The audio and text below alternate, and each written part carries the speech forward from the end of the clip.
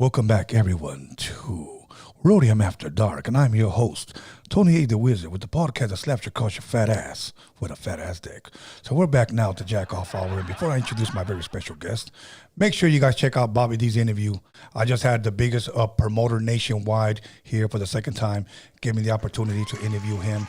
You guys definitely need to check that out. We talked about Cube, we talked about Snoop, we talked about Peso Pluma, we talked about Elvis. Seriously, go check that out, okay? It's a great, great episode. Other than that, I'm not going to hold you guys up because we're going to jump butt naked right into it with the one and only West Coast Graffiti. How you doing? What's up, everybody? Hey, it's your boy West Coast Graffiti in the casa. You already know the YouTube Yolanda in the building, homie. There it is. And with my co-host, News with Norbies. Thank you, Tony. Round of applause, please. Appreciate that. And don't be late with that. Don't be late with that, homie. It's a little bit past my bedtime, but you know, Yeah. I do it for the audience, for the people. Yeah. You know, for the people in the live chat that like to insult you. You know, and them too, especially them. You know, you get a little tired after living for 1,000 years, Tony. Exactly, because it's time to spirit. He's timeless, homie. He's just a gases. meat puppet. He's a meat puppet. Okay, I got to ask you, start off with you first, and please don't not get upset at me. 49ers or Chiefs? Come on, you guys already know. Bang, bang, Niner gang. But I got to tell everybody right now, including you, Tony, Norbies, and everybody, I'm not going to answer no questions on the Super Bowl. There's a reason why, and I'm going to tell you guys straight up, man. This whole season, for some reason, it just started that way. It just started that way. For some reason, this whole season, I didn't wear any Niner gear on Sundays or Mondays or Thursdays when we played. Okay. And it wasn't just because I didn't want to. It's just, it was just like, okay, I'm home from work. I'm chilling. I took a shower. I'm going to watch the game, right? I never thought about putting the gear on, but we were winning, homie. You already know we went like on a 5-game winning streak in the beginning. Right. Then we lost 3 games. Then we went back. But all season, I haven't worn anything, only off, the days that we were playing. So I'm not superstitious. I'm not saying I was about to say that. Are you superstitious? But for some reason, we won and we're here in the Super Bowl, and I'm still not going to wear no gear tomorrow. Are you nervous? Hey, yeah, of course I'm nervous. Of course I'm nervous, man. Yeah, that's one thing I'm going to let everybody know, and I don't know if I shared that on my live, but I actually cried, homie. I cried when we made it to the Super Bowl, man. Really? Yes, yes. I've only seen the Niners win one Super Bowl with, Steve Young, but I wasn't that deep into football at the time, I mean, I was watching it, and I was a 49er fan, but I was like, okay, we won, whatever, fine. But now, almost 30 years later, we're back in it. Yeah. Right. And it's amazing. It's amazing to see my team go back, homie. Damn. Especially with the people that we have on the squad, homie. Wesker, let me ask you, what player turned you into a Niners fan? It's the obvious, man, Jomo. But that wasn't why. That's not why I became a 49er fan. The reason why I became a 49er fan is because I grew up in the east side of Long Beach, around a lot of east side longueros, you know what I mean? Yeah. And what do they wear? Either Cowboys or Raiders, right? Yeah. And I hated that for some reason. Already. I just hated it. I was like, man. And then, no. I just hated it. I don't know why I hated it. I was like 9 years old, 10 years old. Yeah. And I was watching the football game, and I seen the Niners playing, and they started winning with Jomo, and I was like, okay, who the fuck are these guys, And I just said, okay, I'm going to go for them. That was it. So just pure out of hatred of hatred for those two games, for those two teams, favorite teams. Yeah, yeah. Honestly, it was. Wow. All right. So I'm still trying to process the crying part. It was just joy, bro. Joy. Okay. It was joy, bro. I mean, it was exciting to see what we did after those 2 games with Green Bay, where we played very poorly. You know what I mean? They were stopping our running game. It was by luck that we won with that last interception. You know, and then again with the Lions, you know, that was also a poor game on our part. Bro, you know. I thought that game was over with the Lions, bro. Yeah. No, we were done. We were done in the first half. Even in the third quarter, we were still, barely getting back up there, man. And it switched around like with Hey, why? You said it, right? With the coach going for it on fourth. Yeah. You don't go for it on fourth, homie. No. You're on fourth. You're on playoffs. Yeah. You're one game away from the Super Bowl. He ruined his team's chance on going, bro. Exactly. He did. Yeah. But, look, damn if you do, damn if you don't. The thing is, because if he would have made it, they would have said, oh, my God, he's got the balls. Mm-hmm. Yeah. But he didn't get him. He fucked up. He was doing that all season, bro. Yeah. But on a game like this, you play a little bit more conservative, bro. Yeah, it's just like the Bills game, right? Where they lost by a field goal, right? The last field goal. Yeah. Who do you blame? The kicker. You had one job. You had one job. That's true. Okay, so you had one job, but anything could happen. So same thing, right? Yeah. So that's why I cried, man. I don't care. I'm gonna admit it. You know what I mean? So if we win, and I already said this on my live, if we win tomorrow, I don't have a Niner tattoo on me, but if we win tomorrow, I'm getting 6 Lombardi trophies, the 49er logo, and on the Lombardi trophies, each quarterback's name. Damn. That's right here. I'm saying it right here on Roadium Radio. After dark. Okay, okay. What are you gonna get if you lose? You ain't get Dallas Cowboys. No, I don't get Raiders. I just had to ask. Okay, Alex, I need you to switch the angles a little bit when you get a chance, but introduce us what you brought us, bro. What did you bring us? All right, so I'm blessing Roadium Radio with this bottle right here. This is Blackened Whiskey by none other than my favorite metal band, Metallica, and it's brewed with, it's not brewed, it's barreled, and they have music playing in that, I don't know, warehouse or wherever they barrel it, and it's all Metallica music. I think it's one song, actually. I don't know if it's like Master of Puppets. I forget the song that they play while it's being so it's marinating under Metallica music. Under Metallica music, man. So if you drink this, does that mean you're blacked? No. I'm just asking. You know what? I didn't know what that meant. So elaborate. Okay. Somebody told me this, and I won't say who, but a chick told me that she was a white chick. Once you're with the black guy, you're considered blacked. Oh, wow. But why, though? Because she got boned by a black guy. That's it. Okay? So no, this won't black you. Okay. So if I bang a white girl, she's going to be considered brown? Browned. Shit, okay. Yeah, browned. Wow. So, but yeah, no, this is smooth whiskey. I recommend this to anybody that likes whiskey. I'm not a big whiskey drinker. You know, we got the typical Jack Daniels, Right. But this the one cheap is shit. This Okay. No, bro, what did you bring? This one, what the hell? There's some people like to call it Bucanas. I tend to call it Buchanan. Yeah. But, because you're white. And tonight you're going to be blacked. Tony. There's a new flavor that they came out with. It's called pineapple. I heard good things. The guy that sold it to me couldn't stop talking about it. Yeah, talking about it. Okay, well, you know what? I'm going to try because I don't believe him. All right, let's try it. Go ahead and open it up, Norbert, because I don't want to open it because I've been accused of putting... Bucanas, I used to drink that, not because I wanted to, but because... Oh, shit. There it goes. I'm the second one, maybe. I'm the second guy that does that. You drank too much. I want to say that somebody gave us a Bucana bottle. Smell that bottle, though? And you have to drink it with pineapple juice. Is that what it is? Yeah, they said drink it with pineapple juice. I guess they took everybody. And that's exactly what they mixed it with, bro. Oh, shit. All right. Yeah. The people's idea. Okay. And I'm drinking Belgian white shock top. Every once in a while, I like to drink shock top or Blue Moon, but since it's, it smells sweet. Roadium After Dark, so. And I'm drinking the champagne of beer, everybody. You guys already know. If you guys know me, I love Miller High Life, Miller Genuine Draft. That means you did grow up on the east side of Long Beach. Let's go. So, salute. Roadium After Dark. Thank you for inviting me. Salute. I don't take it to the head, so I sit. Me neither. Well, I just took a little bit, so I'm taking it to the head. Hey, wait. Ooh. That's smooth, though. It's a good kick. Yeah, that's smooth. It has a nice little kick. Yeah. Para la garganta. For this cold weather. Yeah, exactly. Exactly. Okay. So now, are you a big time drinker? Like, do you like drinking different types of beers, or do you just stick to one beer? Okay, so normally I drink because my wife she doesn't like this beer, so normally I drink either Modelo or Tecate. Right. You know, but my beer of choice is this, and yeah, I drink a lot, man. Okay. yeah, okay. yeah. And Norbert, what about you? I know you like to mix it up. So when you drink, what do you like to drink? If I do like want to get something to drink for myself, I would either go with something simple like a Blue Moon or what's it called, Stella Artois. Say it again. Stella Artois. Artois.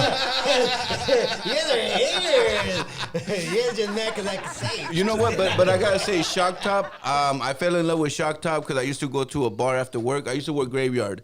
So after work, we used to go to a bar. Shout out to Yolanda's City Limits, and we used to drink that all the time. Wait. After work? Yeah, because I used to work graveyard, and then that's after 7:30, we used to go hang out at the bar. Yeah.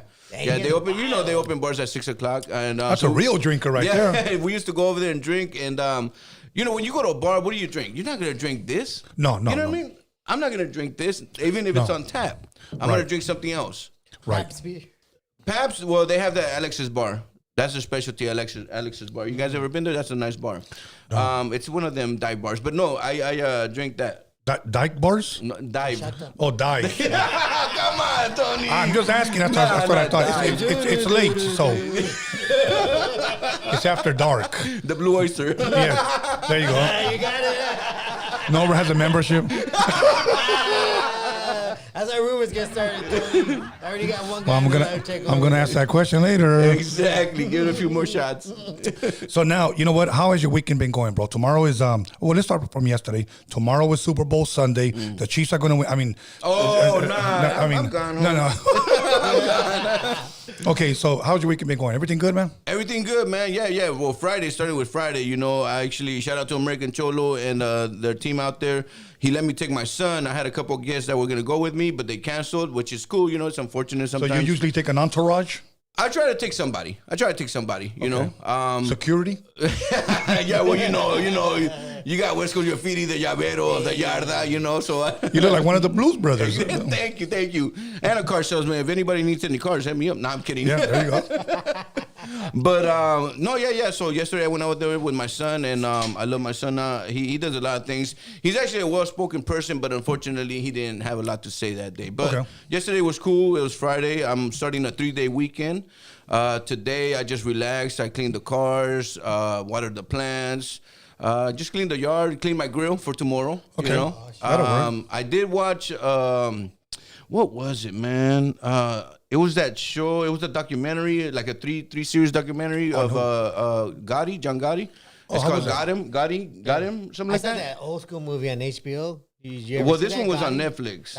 But I saw that, and that was a good one. I recommend that one. Okay.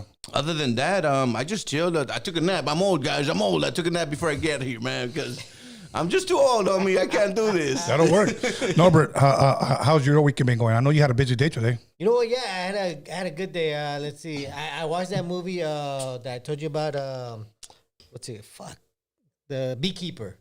With Jason Statham. That was a great movie. I definitely recommend it. What is it about, though? Like a quick...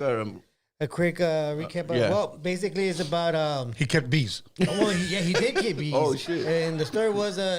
it's mostly about, you know, there's these companies that scam people out of their money. They mostly go after old people that don't know too much about technology. Yeah. So they'll give them a call like, hey, you know what? Something happened to your account on your computer.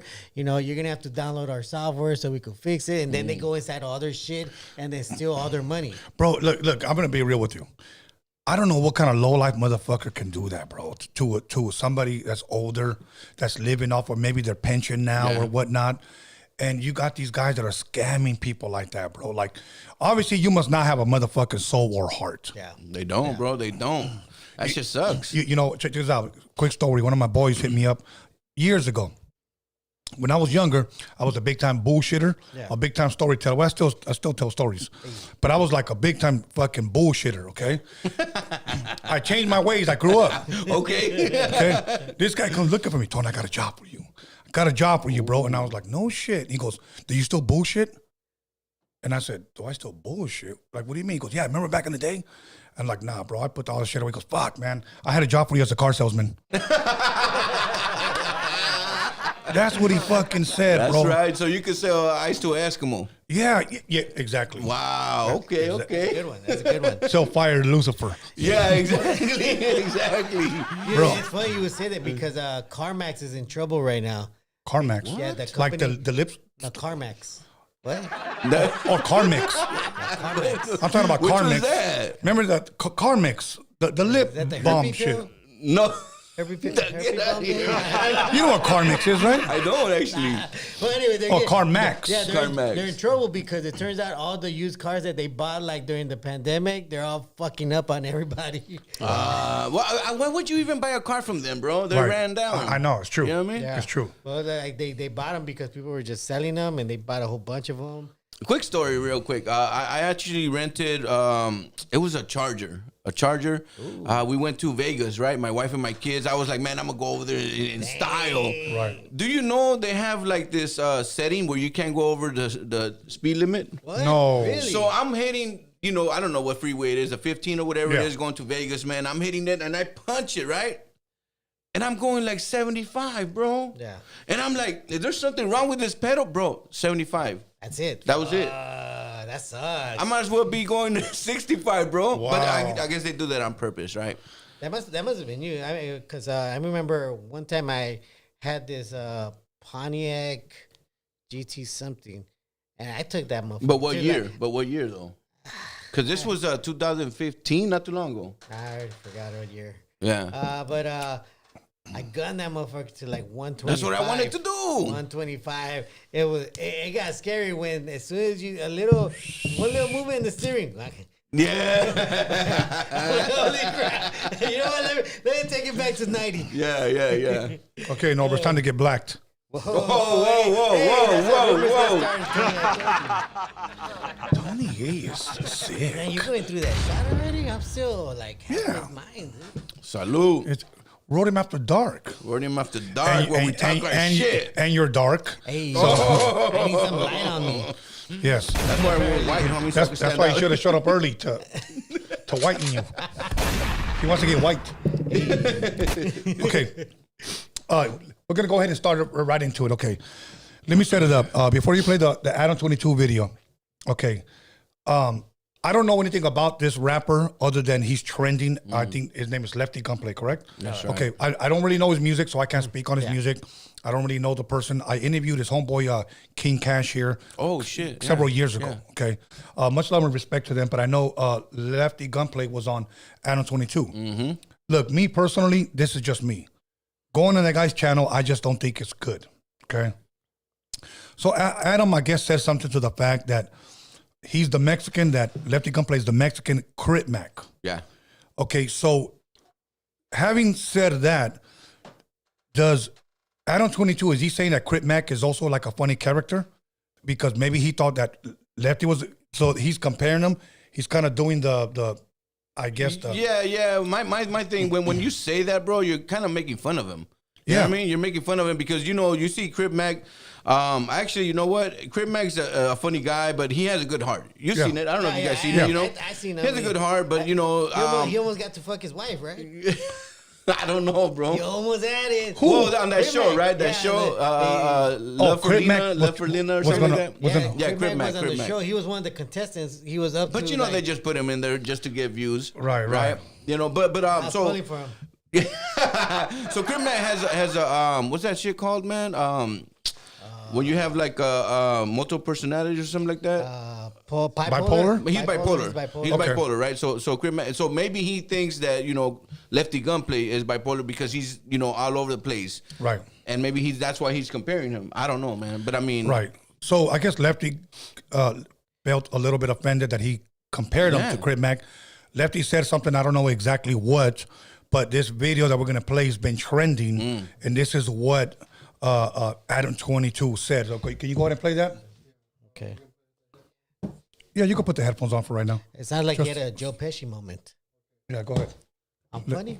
Okay, I'm in Puerto Rico, and I just saw the clip of Lefty Gunplay calling me a bitch in reaction to the fact that during my interview with him, I told him that at least some people view him as the Mexican Crip Mac.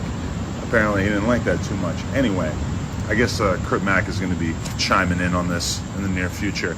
But I've been told that as a white guy, I really can't be beefing with Lefty Gunplay. So I'm in the market for a good Hispanic, Cholo, Chicano, whatever you want to call it, rapper who would like to go at Lefty Gunplay on my behalf.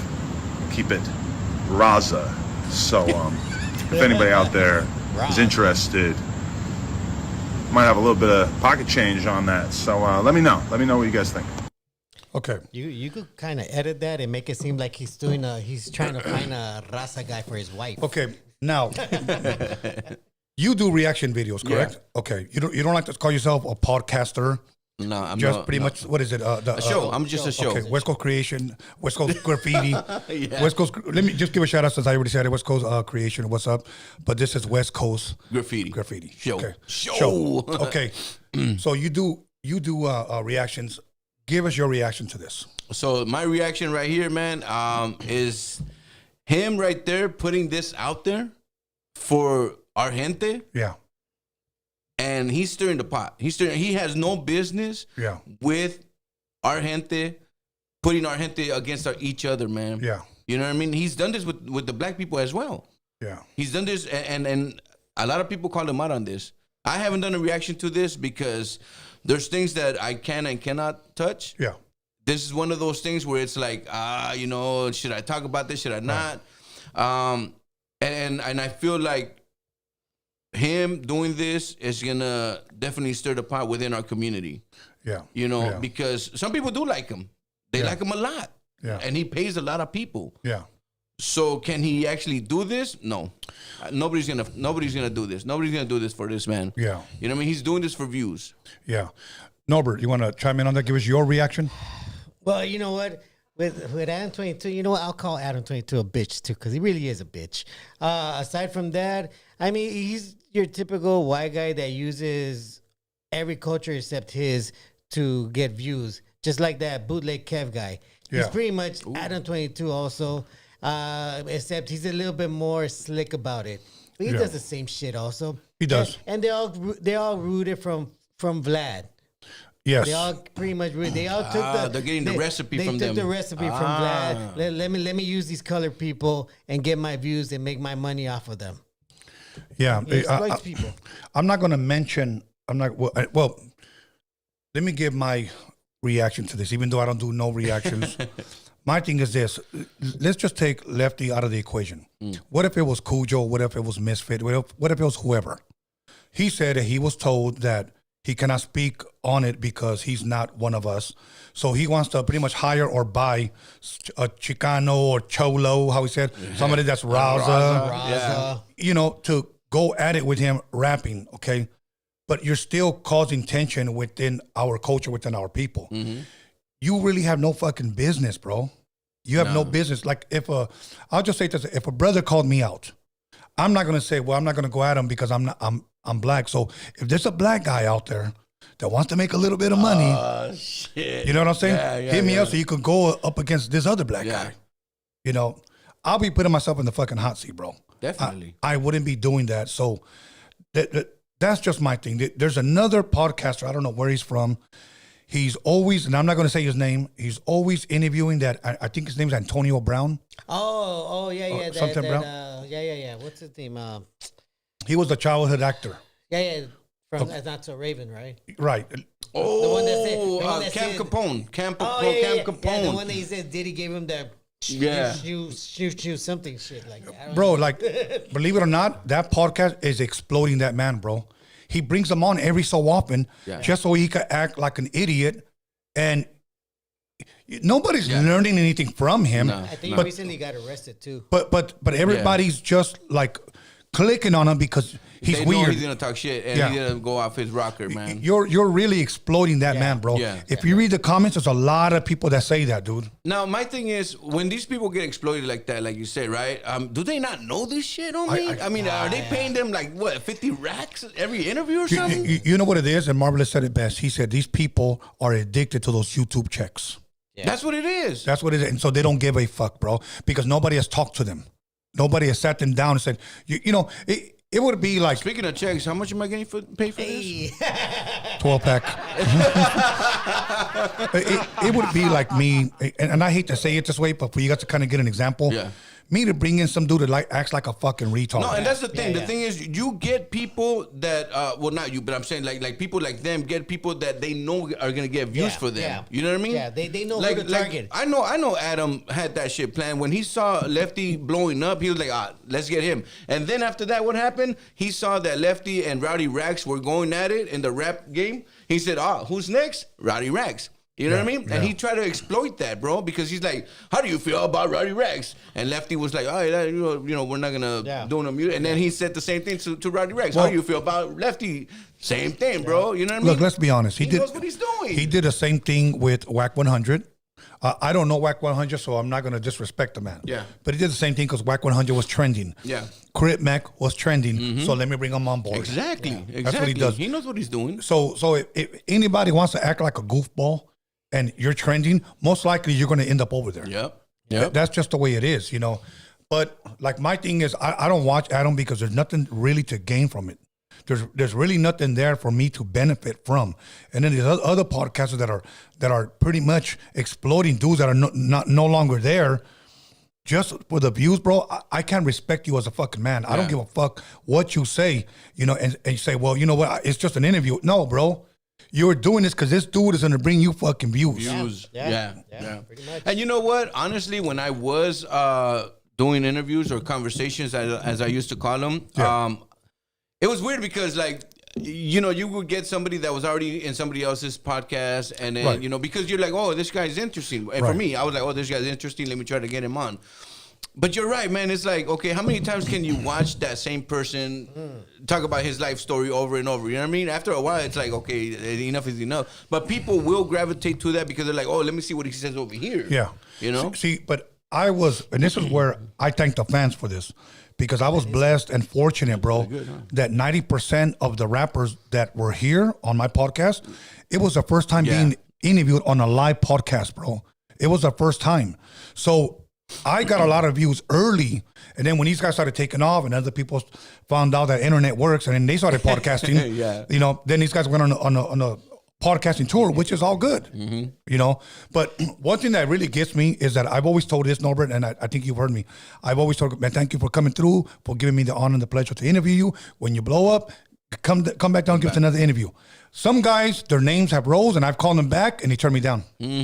Yeah, that's how it is, bro. I mean, after a while, it's like, okay, what does he have to offer me? You know what I mean? That's how I feel, you know? Right. I mean, you know, one thing when I was doing conversations, to keep touching on this real quick, is I didn't like to ask him more than 2 times.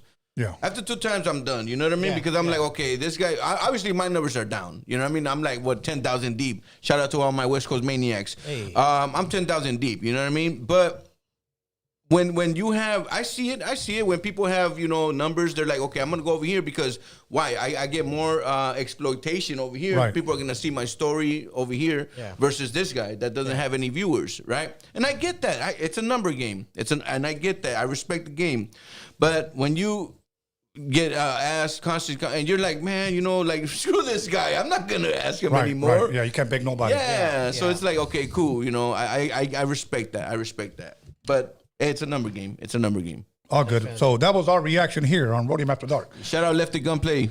Absolutely. So now let's bring up, there's a new docuseries out. There's a new docuseries out. Oh, my God. And it's Selena and Yolanda. Now, okay, that's leave that up there for a second. I'm going to ask you this, bro. I'm going to call you a podcaster just for the sake of this question. Okay, here we have the podcaster, you know, West Coast Graffiti. Say this lady Yolanda, she's up for parole next year. Okay, say she gets out. Your numbers are climbing. All of a sudden, she has a manager because her name is trending. Yeah. You know, for some reason, this generation makes fucking weirdos and fucking people like her trend. Okay, they contact you. I'm Yolanda's, you know, manager. We like your content. She would like to do an interview with you. Yes or no, would you interview her? Wow. Wow. I'm going to be the first to interview her after Yes, prison. you're going to get the views. You're going to get everything, bro. Would you interview her? And then you can ask me the same question. Okay, one, I would say yes, because I'm going to get the views, I'm going to get paid. You know what I mean? Yeah. I'm going to get the views, I'm going to get paid. Yeah. That's how it works. You know what I mean? A lot of people look for that check, right? Right. So I'm like, okay, cool. I know I'm going to get the views. I know I'm going to get paid. That's one. Two, I turn it down because there's nothing she can say that's going to convince the people that she's innocent. So do I do it? I say yes. Okay. Tony, same question. No. Okay, why? Maybe it's because maybe I just have too much of a good heart and I have too much morals. Saying that, allow me to say this, okay? We say no. Hypothetically, let me rephrase that. Say me and you both say yes, right? Yeah. You get her first, I get her second, okay? What would Raza think of us? Let's be honest. What would they think of us? Sellouts. Sellouts. Let's be honest. Pieces Yeah. of shit. How could you sit across that fucking bitch? Yeah. Etc. She goes on Larry King. She goes on fucking Connie Chung. I see where you're going. I see where you're going. She goes on Joe Rogan. Those same motherfuckers that said no morals, how could you motherfucker, will be over there running up praising those numbers. them. Praising Yeah. them. Did you watch that interview? It was so good. Yeah, but we do it. Yeah. Fucking no morals, motherfuckers. Yeah. That's just the way it is, bro. It's true. So our own gente Yeah. is bashing us Yes. because nobody else would. But me personally, whether they bashed me or not, I still couldn't sit across from her, bro. But I mean, the reason is why? I mean, you say the morals and everything, but what's the real reason? Like, because you just know that she's a guilty piece of shit, bro. Okay, so touching on guilty, right? She killed somebody. Right. I said this a long time ago, man. A lot of these inmates that come out after, capital murder, 25 to life, they get out 30 years later, whatever it is. Right. I always say an eye for an eye. Always. I don't care. People might not like it. An eye for an eye, right? I know we don't live in this country where they're going to kill you because you killed somebody. There's other countries that do that. Yeah. They'll cut your hand off because you steal. Yeah. They'll do Right. things like that, right? You know the countries I'm talking about. This country is too forgiving, man. Second chances. You killed somebody intentionally, Right. whether you were sober or high. You killed somebody, and yet this country is going to give you a second chance to come out and possibly do it again? Yeah. Nah, I don't believe in that. Yeah. The thing that did it for me with her, I guess to kind of fill you in a little bit more on that answer, is earlier before we went live, we saw how she claimed she shot Selena. She said that she put the gun to her head. She goes, and I pulled that thing back. She cocked the hammer. And then Selena got up to close the door. And then she said, don't close the door. Bang. And it shot. Yeah. Okay, that's what she said. She had that magic bullet. That magic bullet, right? Yeah. So, look, it's hard for me to believe it. So now they're giving her a voice to speak her truth. Here's why I couldn't sit there with her, because if you had truth, why didn't it come out in court? You were found guilty unanimously in criminal court by 12 jurors. In criminal court, you have to be found unanimously. In civil, all you need is about 7 to persuade and you win. That's civil. But in criminal, she was found unanimously guilty, bro. Yeah. But now, 20-something years later, or almost 30 years She later, wants to clear her name. I'm going to tell the truth. Fuck you and your truth. I saw a comment that when somebody posted this up, and they said, there's 3 sides to the story. There's her story, Yolanda's story, Selena's story, and then the truth. Yeah. The truth was said in fucking court, you stupid ass. She even admitted, and it's Let me play documented. devil's advocate on this one. Let me play devil's advocate. You always I do. mean, you got to think about it. It's not that she's trying to put her story out there. Let's be real. It's because she needs money. She's going to come out. She's broke as fuck. She needs money. I mean, Okay, I can't knock her hustle because... I mean, she's probably going to write a book. She's you know what I trying- mean? she Of course. She's going to do all Probably going that. to sell the gun. Yeah. Wow. Because she said she hit it or something. No, Yeah. she had it. I don't know. Whatever. Well, I mean, O.J. Simpson wrote his book. Yeah. Barack Obama wrote his book. You know the clothes I wore the day I shot. Yeah, I'm auctioning it off. Yeah, I'll be signing autographs at the hotel. All these people are. But you know what? Shout out to Bobby G from Street Post Podcast. When I was over there on his podcast, he asked me the same question. He asked me, what do you think is going to happen to Yolanda when she comes out? And I honestly, what I said is people hate her so much. Yeah. I wouldn't doubt it that she gets deleted. Either that or she has to I move to a wouldn't doubt different... it. Yeah. There's too many fans out here. She has to move to a different country, bro. Look at one big fan that I know is Scar. He has Selena tatted on his neck. Oh, yeah. He's a big fan. So if you have some fans, diehard fans, I like that. They are gonna delete her. You know what's crazy? That was the only time Howard Stern ever apologized on his show. About what? To Selena, because he had made jokes about her when she died. He did? Yeah, he had like, I don't understand why they're crying over her. You know, all these Mexicans sound the same. White guy. They all make the same fucking sound. Like, I don't even know why it's boring. It's not I gotta hear that. It's not even really good. I don't know why they cry. A few days later, I want to take the time to apologize. They got it his ass. To the Mexican people. And say I'm sorry. Their music is great. Yeah. So that was the only time in Howard Stern's radio history to ever apologize. And I think she will be deleted. Hopefully. Yeah. I mean, I'm sorry. Sorry, not sorry. You know, but that's my thing. Like, now I'm going to tell the truth. Okay. You supposedly told the truth in court. Yeah. What did you withhold? Okay. I don't want to hear your fucking fat ass. Nah. So that's my thing. Like, is the interview out already or no? I think it come out on the 17th. On Oxygen, right? Something like that? Yeah. Well, her dad already came out and spoke against it. Like, he doesn't understand why a network would get her for this. The views. Shit. Just like West Coast Graffiti. Nah. Hey, but you know what? Hey, I don't know anybody that would admit to watching the Oxygen channel. Oh, not only that, What but is that? Look, Exactly. look. If you guys want to watch it, go ahead and watch it, bro. But my thing is, I wouldn't waste my motherfucking time. That fucking guilty bitch doesn't deserve a voice. Doesn't deserve. All she's gonna do is fucking lie. Yeah. You know, we live in a generation where a lot of females like her. Mm-hmm. That's what I'm comparing them to. Like her, like to get on social media, like to get on fucking YouTube and just fucking lie. And the sad part is, you got a bunch of weak fucking beta men that will, queen, I got you, I believe you, and don't know shit. Don't know shit. No, you know what? It's usually guys that say, you know what? I never really liked them anyways. I knew there was something about him. Yeah. Guys that talk shit about me and follow me. Follow me and are in my stories. All right, well, Tony, what do you guys say if she tells the actual truth, like what actually happened?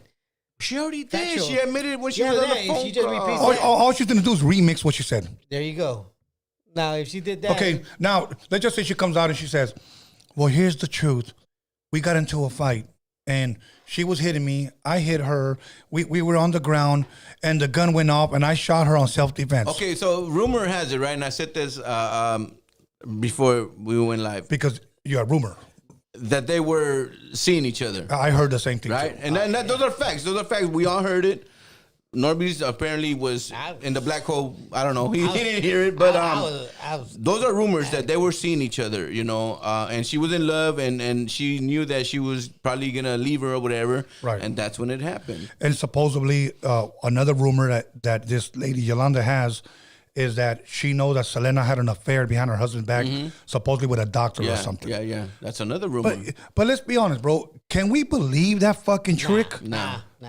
Fuck you. Well, She's guilty. Guilty as charged. That's it. You know, another thing that needs to be solved is why they could never hire a Mexican woman to play Selena. Okay, that's a different one. Well, there's so many people that are not hired to be Mexicans for the Richie Valens, Dora the Explorer, Cantinflas, bro, it's the same thing. The guy from fucking what's that shit Half called? of the guys in Blood and Blood out weren't even Mexican, bro. No, Come on. the Denzel Washington movie where that what is he called? Training Day. Come on, bro. It's true, bro. It's true. So they leave us out. They love our food and our women, but they leave us out. Yeah, they won't hire us. They won't pay us a fair wage. Yeah. So that's my thing. I can't watch that shit. Fuck that bitch. Final word. Final answer. You gonna watch it? I'm gonna watch it. I gotta see what she has to say. I'm sorry. I'll probably react to it. All right. No reaction to it. Yeah. You gonna watch it? I don't have cable. Well, you. Can you go to somebody's house? Would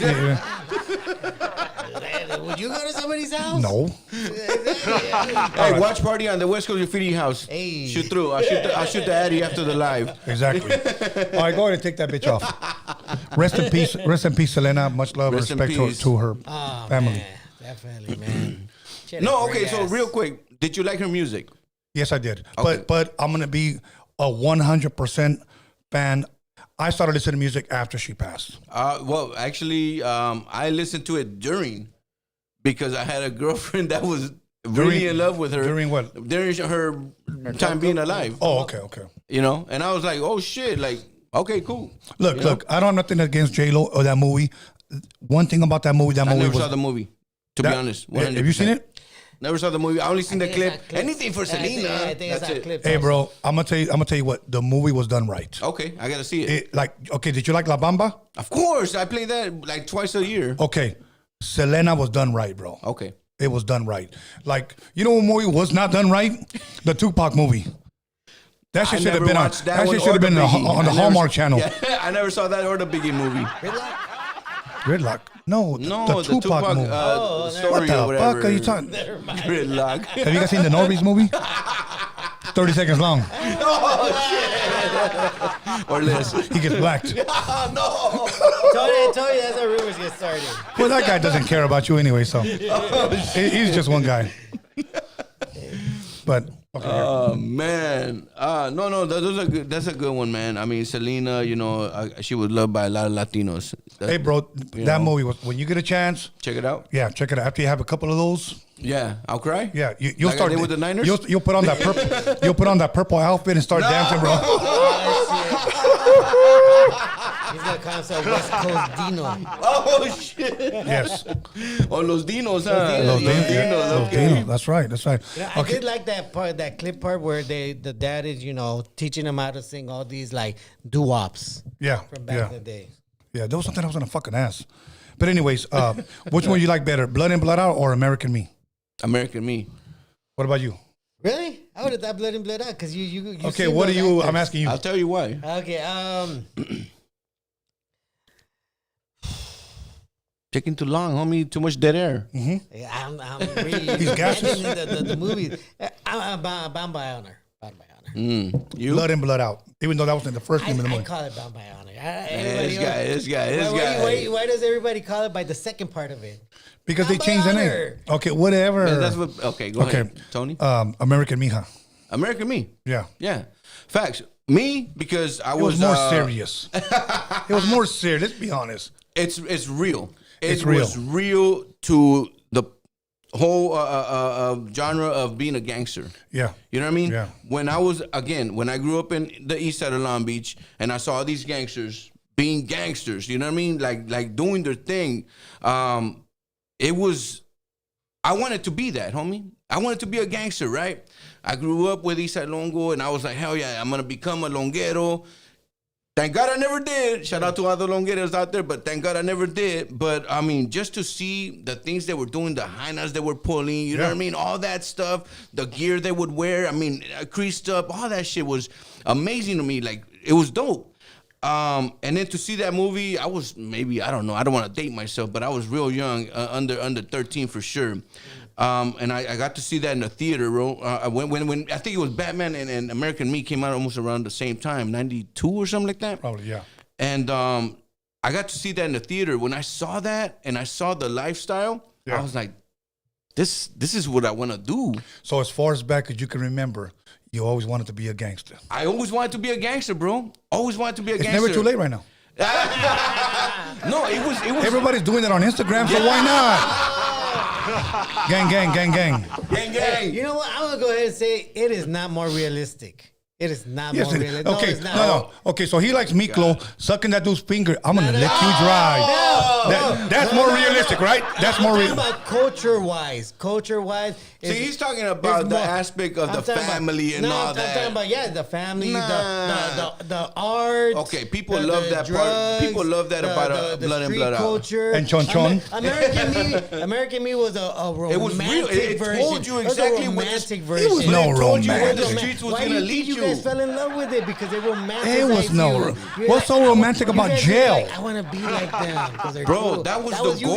guys. That was the when goal. I see Blood In, Blood Out, I'm like, that's the hood right there. So you like You have the cousin, Popeye and you had the Miklo. cousin that loved to do artwork. You had the other cousin that you got the uncle that worked on lowriders. That was weak acting anyway, bro. But I mean, was- culture wise, All right, baby cakes. It's just like No, romantic. it's cool. I like what you say because a lot of people actually say that exact same thing. Oh, it was more. I was related to that. I relate to that. You know, I have cousins that went there. You know what I mean? I get that. 1,000%. They dance with style. I get Man, that, Nobody but- dance with style, American me. But if you grew up in the hood, I don't know where you grew up. You said what? Boyle Heights, maybe, or something like that. I don't know where. Where did you grow up? City of Commerce. Koreatown, City of Commerce. Koreatown, East Hollywood, and then Boyle Heights. Okay, but North Hollywood? He said. where you were Tony. growing up, did you see what we saw? Like as far as gangs. Oh yeah. Did you see the activity? I saw one of the. Did you hate it? Yeah. Or I did saw you one- love it? That's the question. No, Because but- if you hated it, Numbers a little buzz now. When I was in grade school, I want to say I loved it more until I was in middle school. then you hated it. And then I didn't hate it, but I understood what it was. See, all my life I grew up right. When I was born in L.A. I grew up on Big Sur and Fifth. We have Maryland, we have 18th Street, we have all these other gangs. You know what I mean? And Diamond Street. So that's all I saw. You know, I saw my first dead person was like at 4 years old. You know what I mean? Ambulances every day, shooting every day. Yeah, So I saw that's that. I about right. lived it, right? Yeah. My mom moved us to Long Beach. She's like, oh, Long Beach is going to be safer, you know? No, it was the same shit, right? So I grew up around that. And you know, obviously I grew up around the culture as well. And for me, I was like, you know what? This is what I want to do. Again, and then like when I started growing up 10, 12, 11, whatever, I started seeing graffiti. And that's when I, you know, gravitated towards that because graffiti artists didn't have the same politics that gangsters had. Right. You know what I mean? Yeah, So I was like, oh shit, we're more free on this side and we could do a lot more and not have the same reglas. Yeah. So that's why I ended up doing that. But just to see what American me put out there, I mean, you grew up to be a shot caller, homie. Like that was, bro, that was dope, man. That was very romantic. Exactly. I'm not saying that, but I'm just saying. No, he is. That's exactly. Okay, speaking of LA though, let's talk about the graffiti buildings. Let's go, baby. Let's go. Tigers run, LA, Who wants to homie. go first? He said Taggers run. Who wants to go first? Go, you go. Well, you know what? I love it for the fact that, you know, what that building represents. Because that building was built illegally. It was. The guy that gave the permits, the city council member that gave the permits to make that building is already in federal jail.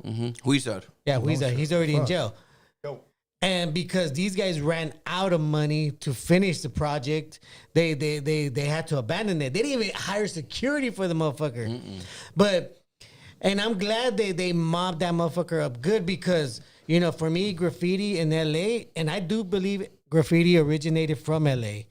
I definitely do believe that. I say this because you could track it back maybe to maybe 1930s, where you see Mexican communities, Mexican graffiti artists hitting up walls. Yeah. They have old symbols that represented certain things. And for me, that I always saw it as an expression of us, of our raza, always trying to express ourselves, because if we try to speak out loud, the cops will beat us up. They will put us in jail. They will make rules to make sure we don't talk. So the only thing we could do to express how we feel about what's happening is by mobbing up walls. So that building people are expressing themselves. That's people. That's LA people expressing themselves. That how fucked up this city is. How fucked up the government in the city of LA is, because they didn't even give a fuck. It took them a week to realize that shit was happening, and now, yes, 2 days ago, that piece of shit council member Kevin De Leon is now pushing to get that cleaned up. And he's actually pushing for the city, the people, to pay to clean it up. And then maybe charge the people that own the building. That's not going to happen.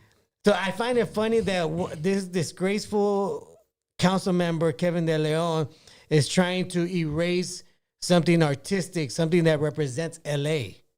If there were ever something that represented how LA culture feels, that's the symbol. That's a right representation. That's the right representation right there. That's Go for my it. Sick. Dale. I like your take on it, homie. I do. I like your appreciate take that. on it. Dale, gas. One thing I do gotta say is, yeah, he's right. That's how we express ourselves as taggers, graffiti artists, right? I no longer tag, so no, I wasn't on that building. Hey. I no longer tag. The last tagging I did was like 2001, 2002, maybe the last tag, right? So the reason why, because I had a family. You know what I mean? I got no time for that. I gotta pay bills. I gotta feed my kids, whatever, you know. Right. So, and I did go to jail for tagging. I had a $500 ticket, which I was on the run for. We call it on the run because we don't go to court, right? Yeah. So I ended up paying my fine by going to jail. I think it was like a $5,000 bench warrant or whatever. I think I did like 3 or 4 days down county? here in downtown They don't let you Long do Beach. that anymore. No, not no more. But that was back in the days, right? Back in 24 years ago, whatever. Anyways, so when I saw that in the news, I was like, you know what, this is insane, man. You know, like the art that is being put out there on this building. Yeah. Like you said, it was a building that was built by a Chinese company, right? And they just ran out of money. For me, when I went over there to go see this for myself and get the reaction from people, I liked what they said, man. They said it wouldn't be LA without the taggers. Taggers, graffiti is LA. It's part of hip hop. It goes hand in hand. The first time I saw graffiti was in that movie Crush Groove, right? Yeah. I don't know. You're probably you were probably like 2 years old when that movie came out. But He wasn't around. He just gassed us. exactly, he was just that gassed. was like Crush Groove, 940. exactly. That was insane for me when I saw that movie and graffiti and everything. And that's why I say, I kind of disagree with you on the LA being the No, capital. I understand that they get movies first over there. Not just that, but I think a movie on the graffiti. east side to like. I think graffiti the 80s. started over there, you know, and they made it popular. Maybe that's what it is. Yeah, Maybe they Beach made Street it popular. Oh, Because they fuck, homie. Come on, get all the good homie. shit over there. So, anyways, I think it's dope that the community came together, and I say the community because I think graffiti artists are a community, and nobody had any beefs. They all went out there and they did their thing. You know what I mean? Different crews. People from Miami. Now they're talking about people from other states, other countries are coming over here and doing it, putting a landmark. Come on, man. I don't care what anybody says. This right here is a representation of the people speaking. Like he said, screw the government, screw the city, screw the mayor. This is our town, homie. This is how we're going to represent it. Would you be cool if I win and I spray paint on your house and I'm expressing I have a myself? board. You could do it. As long as it's not on my house, man. And you know what? I just want to express myself. I get it because you know what? I used to do that. I used to tag on people's buildings. I used to tag on that. You know, not like a house, but you know, buildings. Yeah. And I get it. You know, it takes time and money for them to repaint over the walls, and I understand it now that I'm older. Yeah. But at the time, you know, we're young. We didn't care. But now you're older, and it's crazy because I see all these people doing it. They're old, bro. They're my age, homie. They know the consequences. They know what it is. You know who was the first tagger I ever heard of? Don't say Chaka. It was Chaka. Yeah, that was the first tagger. I was gonna say Aztecs. The No, Aztecs. no, never. Oh my God. This guy. This guy. Okay, we're gonna go ahead and put up the next video. I'll tell you when to play it. Okay. Now, there's what's his name out of Midland, Texas? Nino America. Nino America. Yeah, Nino Yeah, America. he's a Texas influencer. And I don't like talking about SPM, but this guy is the first guy that ever brought up SPM in a negative sense, because every time we hear a SPM, people from Texas always like to say, we love him, we support him. Yeah. Or Yeah. people like to say, Yeah. all of Texas loves him. Yeah. It shocked me that this guy, being from Texas, saying, no, he should do his full term. So now I had another influencer here. I won't say where he's from, but he wore his mask. 44 Vato, he was here. Vato, shout out 44 Vato. So let me give a shout out and credit to him for doing this video. And he points some things out that I think you guys should definitely check out. And then I want you to give your reaction on what you hear. Go ahead, bro, whenever you're ready. And some wild news as a Texas influencer named Nino America is starting a Keep SPM campaign. That's right, if you didn't know, the Houston rapper is eligible for parole on October 7, 2024. But this influencer from Midland, Texas is saying he's going to do everything it takes to make sure that SPM does not get out. Again, SPM very arrogantly saying he's going to get out. It's going to be his year 2024. I believe if he does come out, he's going to reoffend sooner or later. So 68% chance, I think is what it is. this monster may be hitting the streets at the end of the year in October. And we ask that we start our campaign as of today, that we start writing the parole board and saying this man needs to serve his full sentence, just like his victims are serving their life sentence, wherever they're at. That's right. He says he's going to mail the parole board every single day to make sure that SPM does not get out, make sure that he serves his entire sentence, and instead of getting out in 2024, he gets out in 2048. But SPM is unbothered. He's told all of his fans to expect complete domination for when he gets out, and he's also calling out other rappers that try to talk down on his name. I am the only man for the job. When I say domination, that's what it's going to be, complete domination. And people are having mixed reactions of the rapper coming home later this year, but his fans are saying this. On that day that he gets out, I'm flying out there from Sacramento. And another person says, I'm flying out there from New York. But Fusa Janitas, I want to know whose side you're on. Are you on SPM's side or Nino America's? Is it free SPM or keep SPM? Okay. Okay, Alex, before you put on the next one, give us the question before we put our next the question. poll, huh? Yeah, give us the poll. Bang, bang, homie, all day. You guys better say bang, The bang. poll. Oh. Okay, on the poll, it says, who you got? 210 votes. 49ers got 56%, and the Chiefs Let's go, got baby. Let's go. 43%. Okay. Awesome. Thank you guys for voting. Now, here's my next question. Free SPM or keep SPM? Jeez. Free SPM or keep SPM. When I say keep him in jail. Yeah. So to do his full term or to just keep him, full period? term. There you go. Shout out to Nino. He's busting that Andy Dufresne. Fucking write a letter every day. Yeah. Okay, now he give us, my apologies. Give us your reaction on what you heard, bro. So according to what Nino said, I agree with him, but I also want him to extend more. Okay. Be locked up even longer. You know what I mean? Because you took an innocent girl's, right. I don't know how to say it. Her innocence. Her purity. You know, her innocence. You took it away from her. At least that's what he was convicted of. Allegedly. I don't know. We don't know, right? Convicted of, right? You took that away from this little girl, and it sucks that people like this get away with it. Again, it goes back to second chances. Right. Do you get a second chance? No. Are they repeat offenders? Yes. I don't care how much time you do. When you are that kind of person and you seek that kind of attention from a little girl, you're always going to seek that same attention from another little girl. You know what I mean? And I believe he should stay in there. I've never heard the man's music. I like Chicano rap. I don't know if he's in the category, but I mean, I grew up on, Kid Frost and Light of Shit Brown, stuff like that. But I never heard his music. Right. So I can't name you one song. Well, he was considered a millennial rapper. From what I heard, he was the like 2000s. Yeah, he was like on top of the game in the beginning of the 2000s, whatever, But that's beside the fact, right? Just his acts alone, chalucas, like they say. Hey. Norbis, your reaction. You know what?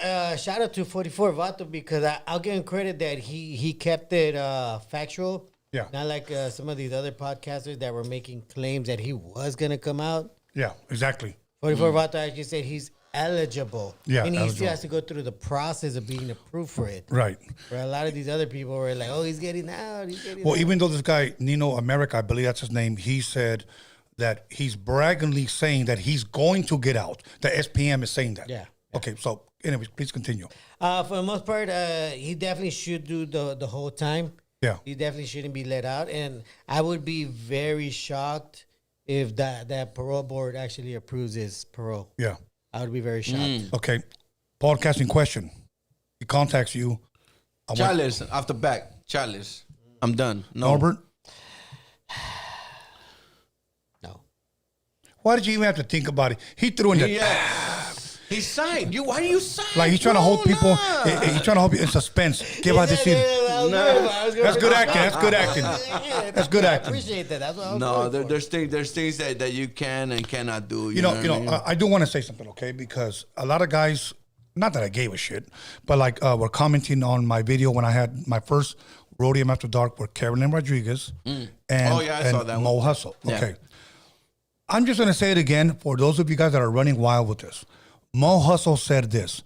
I'm not here to defend SPM. I'm just going to quote him. This is coming from me. He said, I just didn't like the way some of these guys out here, and he was referring to Mr. Capone. Okay. I never met Mr. Capone. I don't have nothing against Mr. Capone. I got nothing negative to say about Capone. But Mo Hustle said he went on like a 6-month campaign trashing SPM just so he can get views, just so he can get relevance, just so that Raza can get behind him and say, yeah, he's speaking for us. Yeah. Okay. I get that. I noticed that when a podcaster wants views, they pick on him, you know, and it makes them look almost like he's standing up for our people. And then weak-minded people go, yeah, he's speaking for us. What have you ever done, Tony? Yeah. You know, that type of shit. Okay. I give him a platform, but he clearly told me I'm not here to defend him, bro. He's already convicted. You know, we already know what he's convicted of. But I asked him, do you believe he's guilty? And he said, no. I can't change his mind, bro. You know, I asked Carolyn Rodriguez on her episode, I think it was 284, why did you marry him knowing what he was convicted of? She said, I didn't believe he was guilty. How do I change her mind? I'm not trying to. Yeah. You know, because that's what she believes. Yeah. So I have to take their word for it. So some people say, oh, you're a Chomo supporter. Why? How? Because you had him on, that's it. You know? Well, okay, so, I mean, it goes to that, right? And by the way, I respect Mo Hustle, bro. I respect Carolyn. That was a good one, man. Okay, I respect them both. Their point of views on how they see him, it's theirs. I think anybody that comes from Texas, like a celebrity, you know, within our culture, gets asked the same question, right? Mm-hmm. We have Chingo Bling that was asked the same question. Mm-hmm. We have that OT Mexican that got asked the same question. Baby Bash got the same question. Well, I think OT Mexican or that OT Mexican actually said he messes with SPM because he supports him, right? SPM supports that OT Mexican, and people were like, "Oh, that's it. We can't mess with that guy," right? It is what it is, right? So, I mean, a lot of people get bashed because they come from that side, right? That town, right? Wherever, Texas, whatever. Yeah. And I don't know. I mean, we say this, right? We don't have the politics that they have, at least the street politics. Yeah. You know, they're more lenient. Yeah. I don't know why. I would say that. Yeah, you're right. That's what they say. That's what they say. They're more lenient on him, you know, Right. because he brings up, you know, the Texas or whatever. You know, when you have a person like that, OT Mexican, Chingo Bling, I don't think Chingo Bling messes with him, but he knows of him or whatever. He messes with that record label and all that. When you have Baby Bash, you know, that was on that. When you have all these other people, I think Mr. Criminal, Capone were on the album, right? Right. And they all say they didn't know. Yeah. It was just a verse. Yeah. But he was already convicted. You were already convicted and you're on that album, whatever. Now, whether you support him or not, you know, mainly you shouldn't support him. You know, especially if you're gonna be on that record label. Yeah. Right. You know what I mean? So I think that people should do their homework before Right. they get into that, you know? Definitely. They definitely Now, should do let that. me ask you, because I think this is a very important question. Some people say, okay, well, fuck his charges. I don't care about his charges. I just like his music. I don't really care about the charges. Yeah. I just like his music. How do you feel about people that still listen to his music? Isn't that somewhat of a supporting Same him? thing. It is, and I hate it. Not only that, but they also say he's a genius businessman. Okay. Like Suge Knight or what? Yeah. Are you comparing him I'm to like, that? Yeah, I'm like, really? Really, you want to support him because he was a genius businessman? You know who also was the genius? That director that got caught. Remember that director? Weinstein? Weinstein? No, he's a producer. He's a I think. producer. The second Yeah. producer. The Harvey Weinstein. That guy. He's a producer, yeah. The fat, yeah, fucking the Walkers. that thought you mother. were gonna talk about He was that. also a genius. I thought you were gonna talk about that other guy, that was a director, Pelosi, Polanski. Polanski. Yeah. Yes, You know who yes, also yes. was a genius? Fucking Woody Allen? Ted Bundy. Ted Bundy. Ted Bundy. Okay, the Unabomber. The Unabomber, yeah, all these people are So please, let's geniuses, not even go there and Nah, say, nah. you know. So but- bottom line, would you interview SPM? no, hell no. There it is. Look, bro. And again, I say this respectfully because I do respect Carolyn as a woman. I do respect Mo Hustle as a man. Okay, their stance on the way they see things. Maybe they know something I don't know. I don't know. Mm-hmm. But as a person, they're not guilty of that man. No. You know, but my thing is I respect them. But as far as SPM, bro, I couldn't even be in the same room. I couldn't shake his hand, bro. It was a crazy situation because I remember Mo asked you like if it was your homie, your brother, would you just take him on his word? And you said no. If everything went against him, the facts, I the remember that, evidence, yeah. no, I couldn't do that. And he was actually shocked about that. Yeah. Like, oh wow, you would actually go against him even though the evidence was against him. Everything. I wouldn't necessarily go against them as far as like, fuck you, motherfucker. I think I'd walk away disappointed that he told me he was innocent, but the facts in court showed that it was different. Yeah, and then that kind of, for me, it told me like, this guy really like put a lot of himself into this guy. He really trusted him like that. And you know who let him down? SPM did. Yeah. Exactly. Yeah, SPM let him down. You know, look, let me tell you something, West Coast. Let me say this, bro.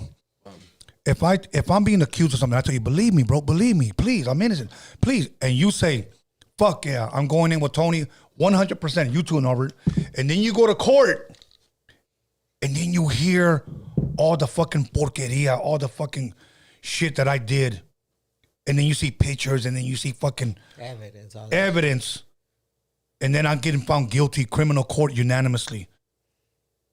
You guys are gonna walk away disappointed. He fucking told us, bro. Yeah. And then I go, bro, I didn't do it, bro. Evidence shows. Yeah, that's it. Yeah, and That's that's the part where we choose what we see. See, but that's where I need people to understand the difference between civil and criminal, bro. Criminal, you have to be found unanimous. So 12 people said you were guilty. Okay, so let me tell you this real quick. There was this guy, my homeboy's neighbor, right? Yeah. Back in the 90s. He was an older cat. He was about 19, 20. He was with the 16-year-old. Had a kid, everything. Her family loved this guy. He was a mechanic, was making money. How old was rent. he when she was 16? Yeah, he was 19. Oh, okay. Yeah, he was like 3 or 4 years older, right? 4 years, something like that, right? Yeah. I mean, that's still considered what it is, right? Yeah. But they had a kid together. They were living together for 2 years. Everything was all gravy. All of a sudden, he started doing drugs. You know, he fell into like that dark whatever. He started doing drugs. You know, stopped paying rent, whatever. And guess what happened? They called the cops on him, right? Oh, after all those years. After he stopped paying rent and, you know, he started going into this dark path, right? Then they called the cops on him. He was illegal. They deported him. My thing is, a lot of these people, and I said this on my channel a long time ago, or maybe a few months ago. A lot of these people in the 90s, 80s allowed that. Older men to be with younger women. Yeah. And the family members allowed it. Yeah. Look, whether we like it or not, it's wrong. It's wrong, right? It's but true. They allowed it. But it's been going on for years. It's bro. been going on for years. It's still going on now. Yeah, it is. It's still going on now. And Just people don't say nothing. The thing is, whether we like it or not, especially, let's be honest. I'll speak on this. In Mexico, that happens a lot. Oh, come on. The rancheros, they marry their daughters. But you know what? I mean, come on. It's true, bro. Devil's advocate in this part. You're always a devil. When, You should wear a hat with the fucking cuernos, bro. Yeah, exactly. When they do it, it's because they consider the fact. Look, somebody her age is not gonna have money to support her, to protect her, and make sure. You're talking about Mexico? Yeah, or what? Mexico. Okay. They look at those things. They want to find somebody that's making money, that's stable. Give her a good life. home Give her a good and life. Get her out of their home. Yeah. You know, whereas here, everybody's educated. Everybody knows it's wrong to have somebody. You got that motherfuckers young. out here with money trying to find some young pussy. That's all it is. That's it. Yeah. That's Yeah. what it Let's is, just man. be honest, bro. Yeah. But anyways, Look, that's why you got a lot of white motherfuckers from out here that go to Malaysia and the Philippines or Korea to fuck 12 or 11-year-old girls, bro. And it's true. Lady boys. That's Bangkok, right? Yeah. Bangkok. You know why Yeah. they call it Bangkok? I don't want to know. Or they go there to bang. Well, you been there? What? Or they go there to Bangkoks. Bottom line, hopefully he serves the rest of his time, and it is what it is, Would you interview Tekashi 6ix9ine? No. I was offered that, bro. You were offered an I interview was with offered him? that. Now, I'm going to say Was this. it before or after? No, he fucking already ratted and he was out of jail already. Okay. He was contacting rappers, and I won't say who, from the harbor area from out here. Oh, shit. Not just from here, but he was contacting Chick Raza out here because this is what he was doing. He was playing the Mexican card. We all know he ratted. Okay? Yeah. He admitted he ratted. But he was trying to contact Raza out here, pay them good money. My boy was offered like 25 G's to do a collab song with him, but to shoot the video in his hood. Ooh, that would have put... In his hood. What he was trying to do, he was trying to buy almost like his way in again. Yeah.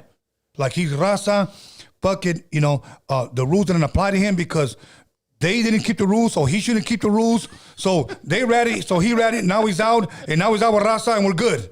Yeah. That's the card he was trying to play. Hey, Tony, you know what's fucked up about that? Yeah. That he paid Kodak Black $1 million to do a feature with him. Yeah, and he took it, bro. And he only offered us 25,000. Yeah. No, it's true, bro. Now, Kodak Black does it or whatever. Nobody says nothing about him. Yeah. But if we do it... Oh, it's a rap. It's a rap. It's a rap, bro. Yeah. It's a rap. So my boy called me. He goes, what do you think I should do? And I was like... I said this, bro. I'm going to be real with you. Bro, I know you've been waiting for this moment. But this is not the moment. Nah, This is not the moment. Not like this. Yeah, So his manager contacted me. According to him, this was a Mexican dude from Arizona. Mm-hmm. He likes your podcast. He wants to give you an interview, blah, blah, blah. I'm good. Then he was willing to pay me. Okay? It wasn't a lot, but he was willing to pay me. Would you do it? No, I'm good, bro. I said, I'm going to tell you why. Number one, I wouldn't be able to provide him safety or myself safety after he leaves. Oh, yeah, that's a good, yeah. I said, you're right. That's not going to happen, That, bro. green light. Yeah, it's not going to happen. But that goes back to that same thing you said before. Like, but here's the thing. your people would chastise you. Yeah. But if he goes to a Larry King, But he didn't even Joe go Rogan. But he didn't go to Adam22, and Adam22 was there. If he goes to those I think places, even I think nobody says shit. I think even Adam didn't want to touch that guy. Now, you know who got a gang of shit for him? I will say this. Whack 100. Remember when he interviewed him? With him? He works with him. No, he interviewed him. Yeah. And he got, bro, that was the first I time. think the studio got raided. Yeah, that was the first time that I ever saw, black people, bro, stand up and say, fuck that guy. Now he's selling hip hop, that like hip hop is for sale. Yeah. This culture because of this guy, So I applauded those people that actually went against that interview. Yeah. LA people are so fucking prideful, though. We have It is, bro. We It have is. a fucking strict rule. Like if that would have gone down in Texas or the Bay, or San Diego, it would have been all right. But LA, yeah. I think that's why they hate us because we're too strict. But we got reglas, strict. we got reglas. We got too many rules. But I actually like that we have that. We frown upon when other Raza says the N-word, like consistently. Ooh, that's a good one right there, though. And we don't like chomos. Yeah, say that Nobra has a hot podcast right now, right? He does. Okay, Hey, and he's a civilian, resident, whatever. He's not an active gang guy. But he's going to interview Tekashi 6ix9ine. Those guys, those guys that called him a civilian and resident will tell him, you better not. Oh, yeah. Definitely. They'll put that on him. Yeah. Yeah. Definitely. Why? Might do it. Because he's brown and he's a chubby clown. It is just chubby you got clown. a hot show too, man. So don't. Nah, it's all right. I had to restructure my shit, man. I got too many strikes. Everybody be careful out there. If you're a YouTuber, be careful, man. You get strikes, I'm getting homie. in trouble on your show. Okay, let's bring up Little Pump. Go ahead. Oh, shit, little Okay, this little fucking dickhead. He hasn't had no hits Well, I don't even know none of his songs. I don't know. I just found that. Gucci Gang, Gucci Gang, Gucci Gucci Gang. Gang? Okay. Did you say Coochie Gang? No, Gucci. Oh, Gucci. Oh, my bad. I think he's Colombian, but Little Pump gets Donald Trump tatted on him. So he's a Trumper. Okay. He's a Trumper. So let's zoom in on the next one. Okay. And you'll see. Look at this motherfucker got on. Right under his thigh, bro, or whatever that shit is. Yeah. That's 2 tattoos actually. On the other thigh, he has another one. So A I don't Trump one? Yeah. Yeah. Are those chonies or are those That's shorts? Like, that's like the male tramp stamp right there. Those are boy shorts, right? Yeah. with the hyenas wear, boy shorts. Okay. That's the West Coast Illuminati graffiti. shorts. Give us your reaction to that. What do you My think? reaction is, you know what? This man wants attention, right? I don't know, Little Huh. Pump. He might not, like you say, might not have any hits. He wants to be relevant. But on that note, a lot of people are actually siding with Trump nowadays, Yes, right? yes. So I think he's doing this as a publicity stunt. Because which is he- cool. It's because his records aren't hitting. Exactly. It's going to work for him because why? People are going to be like, who the fuck is Little like me? I'm going to look up Little Pump. I don't know who the hell he is. I'm going to probably play him on the way home. Yeah. Let's see what he's about, right? Is he raza? He's Colombian, you said, right? Yeah, he likes getting So- pumped. So I'm gonna play his music because I don't know who he is. Right. And I'm gonna run up his streams. Obviously, you know, he might have a hit here and there. I don't know.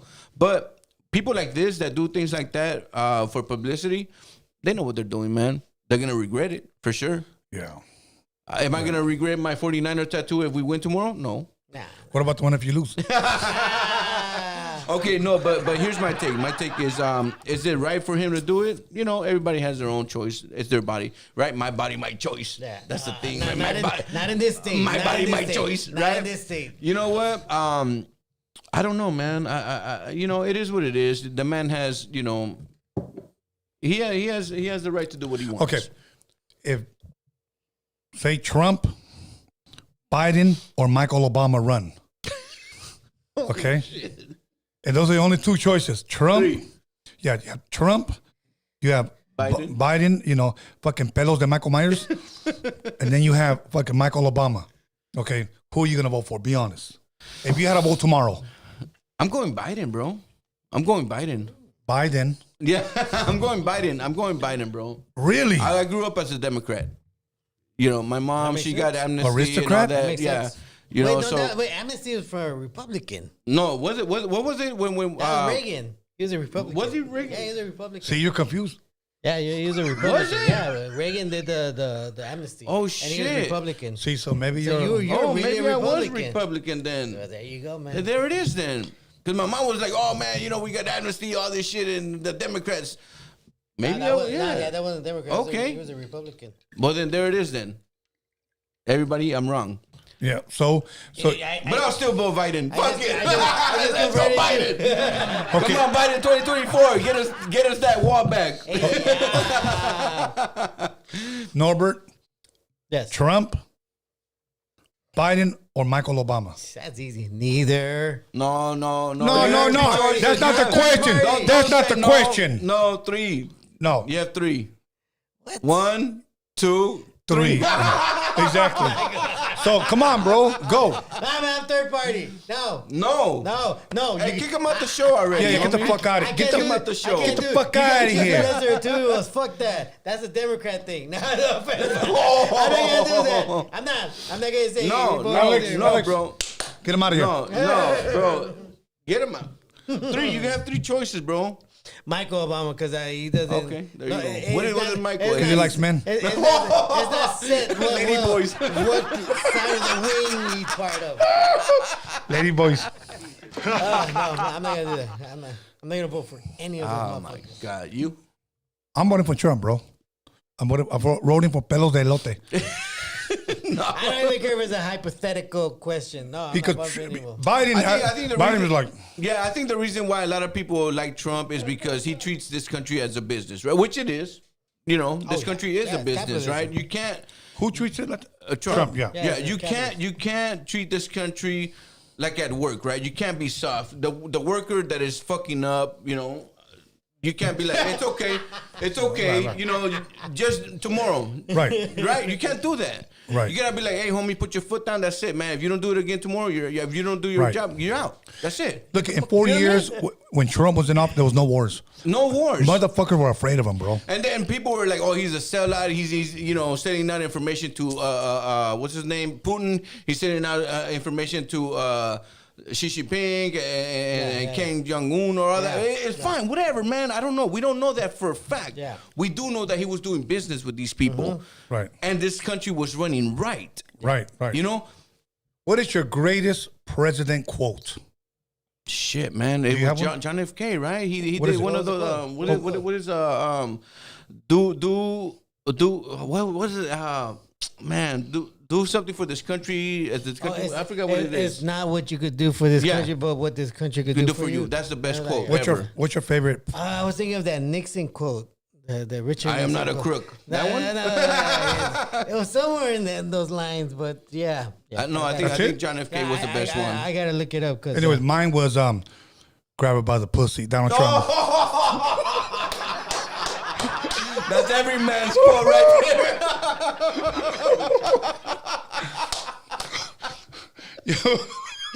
Oh shit, bro! This one woman said this: "I would rather be grabbed by the pussy than have a dick in office."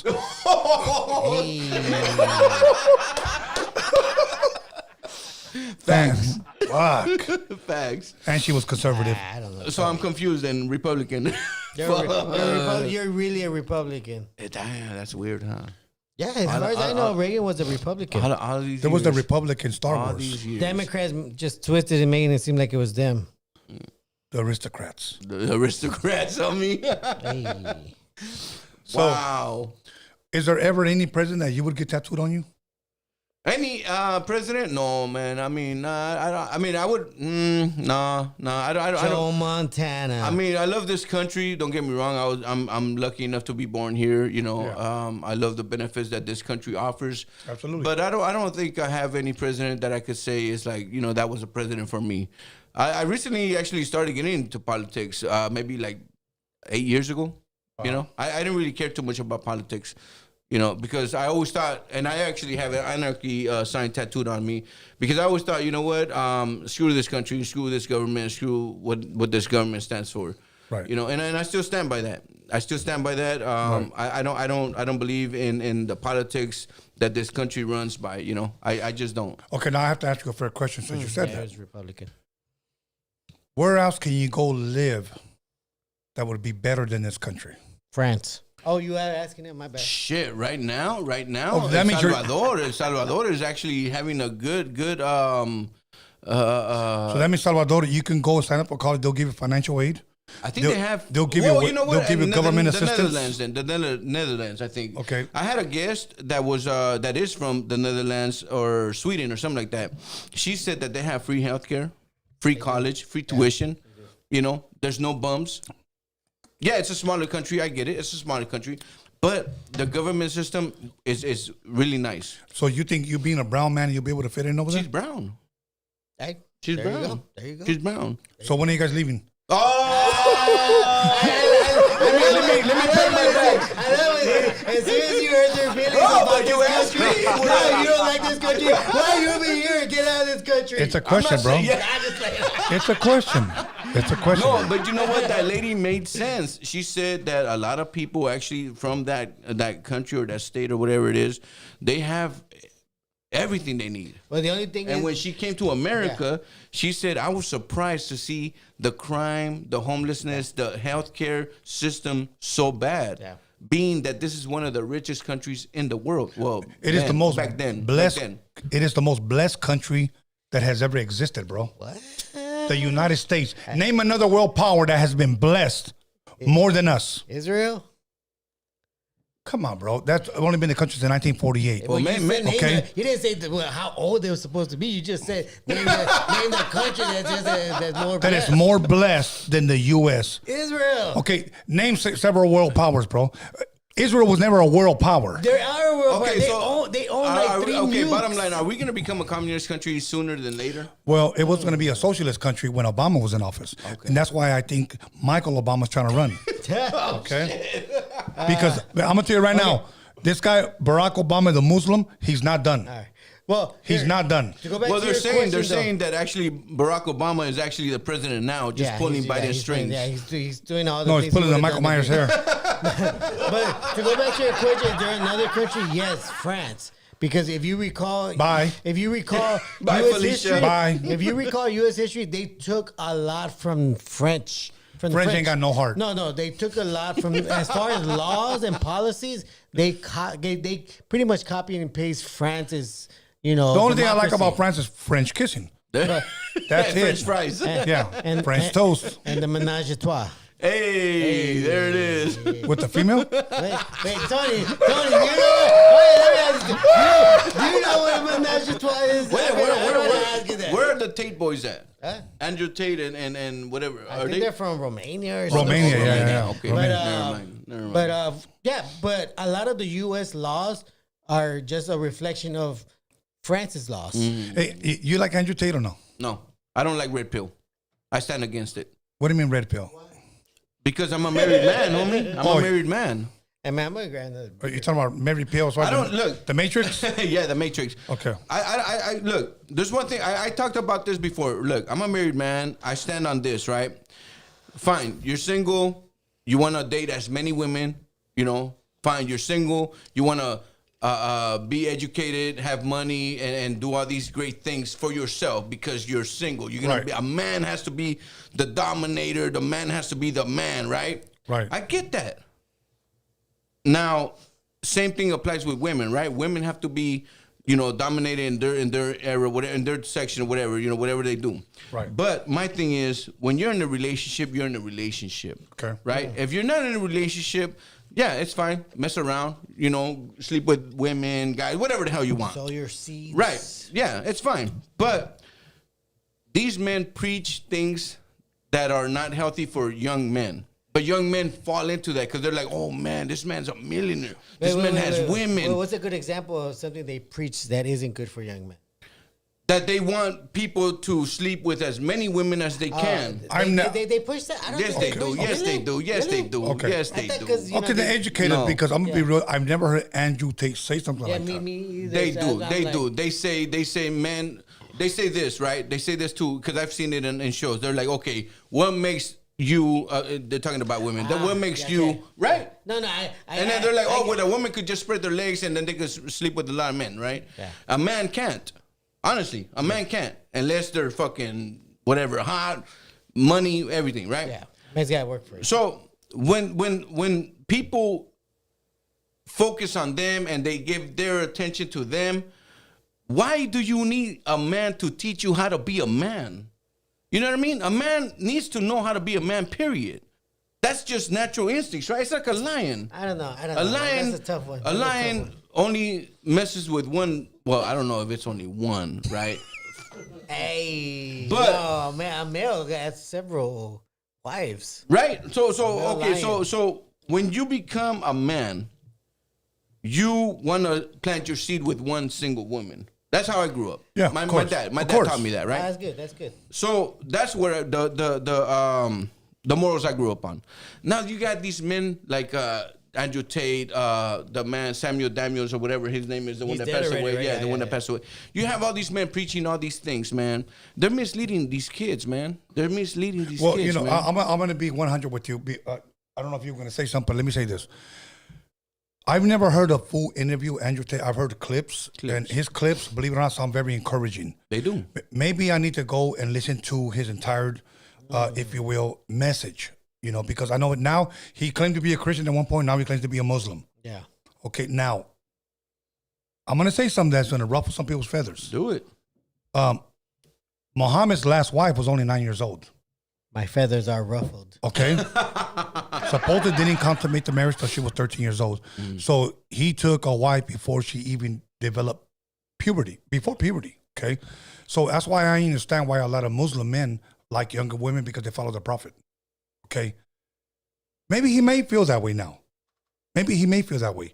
But maybe I'm listening to old clips, because some of the clips that I'm listening to Oh, no, they make sense, bro. teaches people how to be a man. They make sense. Don't get me wrong. When I was listening to him, shout out to Ray from Activate LA, man. He's one of the first ones that actually got me into Andrew Tate and all that stuff.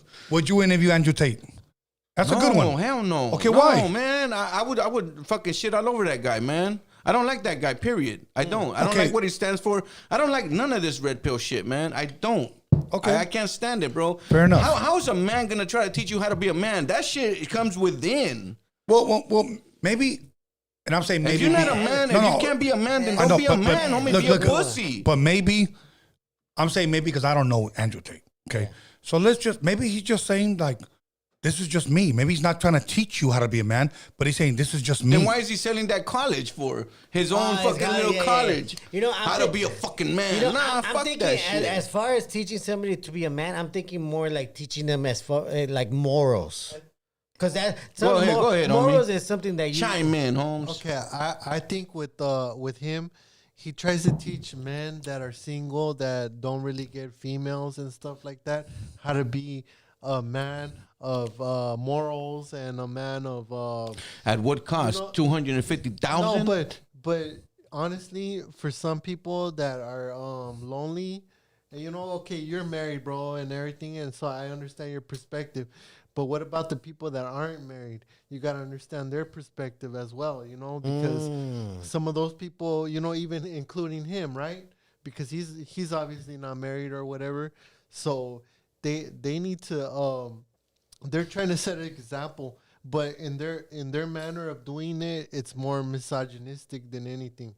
So a lot of people view the way they look at things as a misogynist kind of way of thinking about females and stuff like that. But I don't know. I've watched clips of him, and I feel like he's trying to encourage people to be more confident about themselves more than anything. That's fine. If you want to encourage men to be confident about themselves, that's fine. I agree with that. Yeah. Be confident, because some people aren't. Some men aren't. You know what I mean? Yeah. But look, homie, when you approach a woman, you approach her with confidence. I'm going to get you. That's it.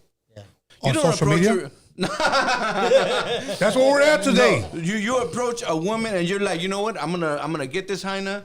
That's it. Bottom line, she's probably gonna reject me, but I'm gonna put my best foot forward. And I'm gonna fucking tell her what it is. You know what I mean? Bro, a lot of men are like, oh, bro, and I agree with you. You could go out with me. Nah, fuck that. Mira, homie. carnal. We're going to fucking, you know what I mean? Here, there, and I wherever. agree with you, but that happened in the 80s and 90s. That's where I grew up on. Me too. Okay, good point. And I like where you're going there because it's true. Around that time, you could be like that.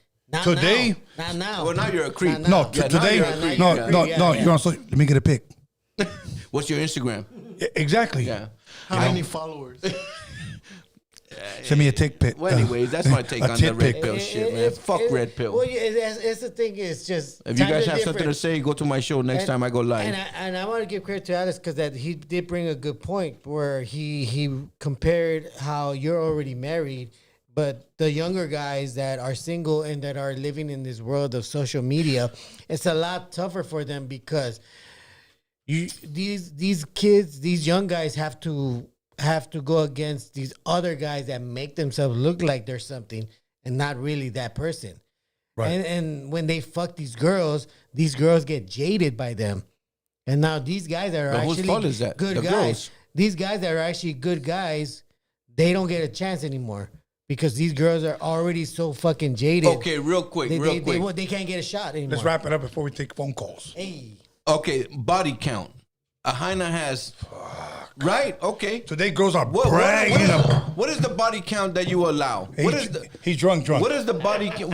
Hey, Chad, what is the body count that you guys allow a hyena to have, right? Ooh, that's a good one. Okay, first, We'll answer that one first. Okay, go ahead. I don't care because I don't ask. Thank you. It could be 1,000. It could be a million. That's Alex one. That's one thing I can agree on. Never know what the body count is. Why? Because then you're gonna give a fuck. No, you know what? I want to know. Why? I want to know. Why? You think they're gonna tell you? Say I'm a young man. Okay. Say I'm a young man. I want to know your count. No, go for it. They're not even gonna tell you the real count, bro. It doesn't matter. Let's see what his Can answer I is. talk? I am the host. Go for it. Okay. My thing is this. Because I respect my mother and my father. Hey. Nunca quiero que me traigas una puta a mi casa. So what's the body count? Okay, so my thing is this. If you have over 5, you're done. I'm good. I'm just gonna be real with you, bro. So that's my thing. Today, girls are saying 500, 1,000, 1,500. Jesus. Can you imagine? You say, I want you to meet my mom. Okay, and then you just happen to say, I want to ask you a question, babe, because I love you. What's your body count? Why? I just want to know. Say she's 19 years old, she says 85. So no, here. Hang me now. Hang me now. Here's my question. Would you still take her to go meet your mom? No.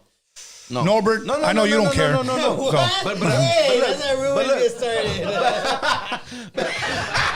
What is it? I mean, for the most part, I don't judge.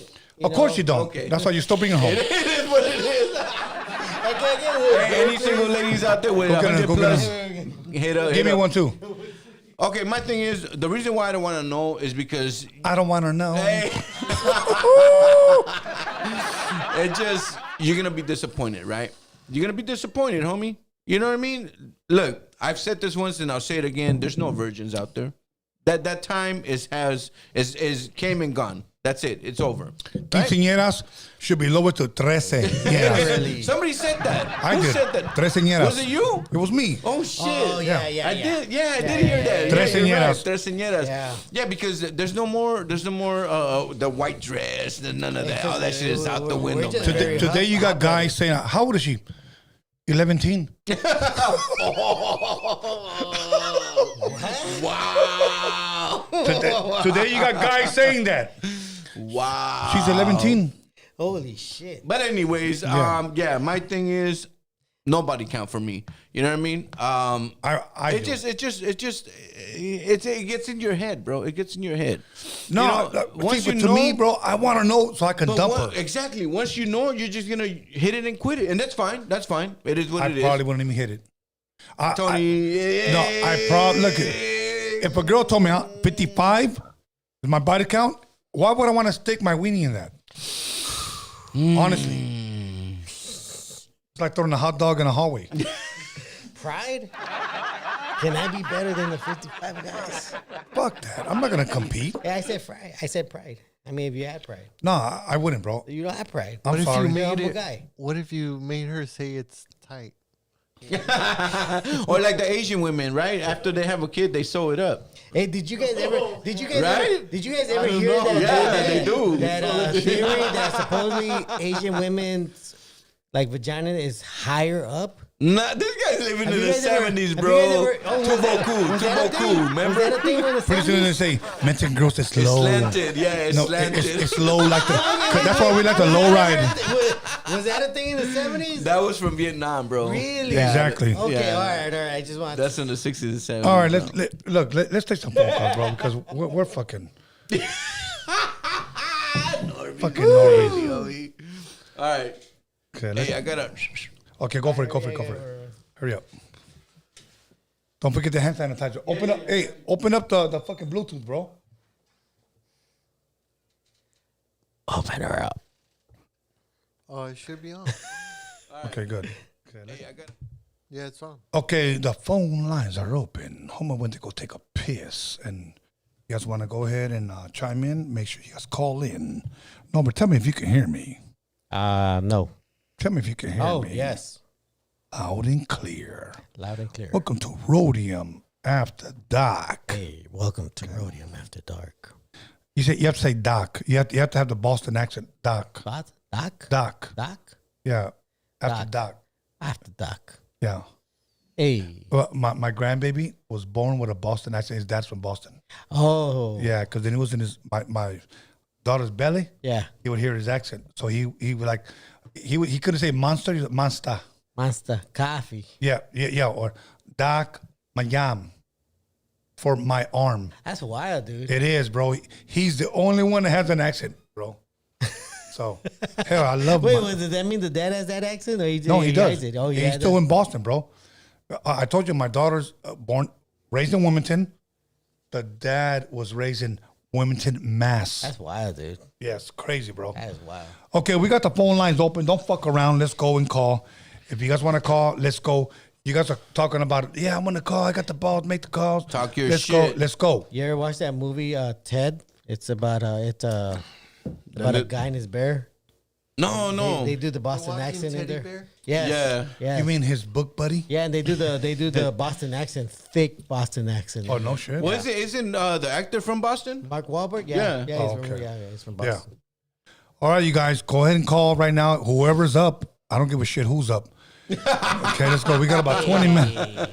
We got about 20 Talk your minutes. shit, Okay. homie. Easy there. Let's You're going go. to get GBG calling in. Okay, 325, call back. 325, I saw you. Here we go.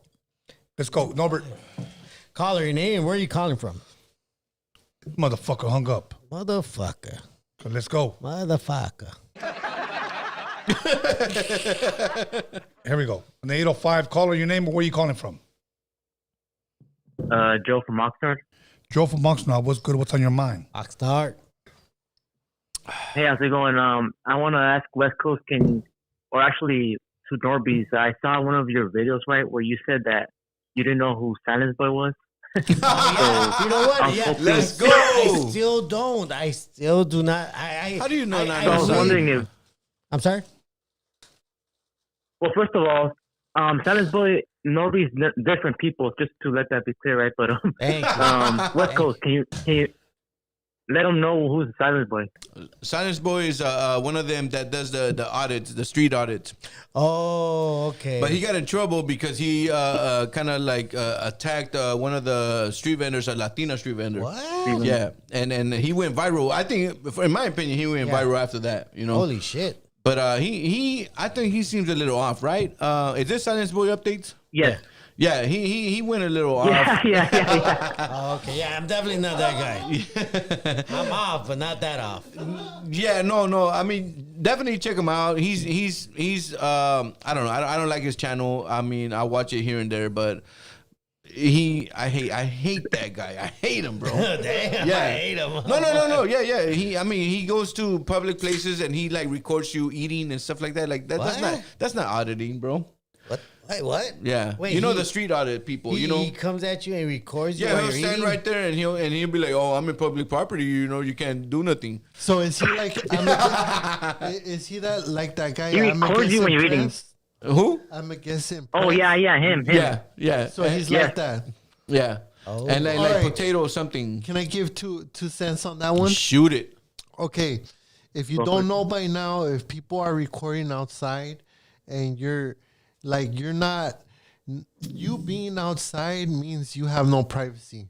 Okay, unless you're behind, like inside the restaurant or whatever, inside the establishment, then you do have some type of privacy.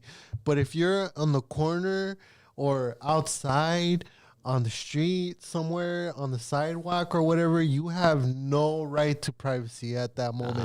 And people can come up with you with the camera, and if you want to make it a big deal, you're better off just walking away. Yeah, because Walk if you away. hit that guy, you're gonna be in trouble. Yeah, so these people do push the limits on other people, Push it to but they only do it because they know they can get away with it, because they're gonna trigger you because they're recording. That's what they want. Okay, why didn't Alex Enamorado get away with it? Well, he went into the cops and he went into governments. You know what I mean? That's They went the problem. to cops' houses. That's the problem. and That's the difference. protested, He and they're mad about antagonized government officials. You know what I mean? Versus public people. You know, so that's a whole different. So when I eat my Taco Bell, make sure I stay inside.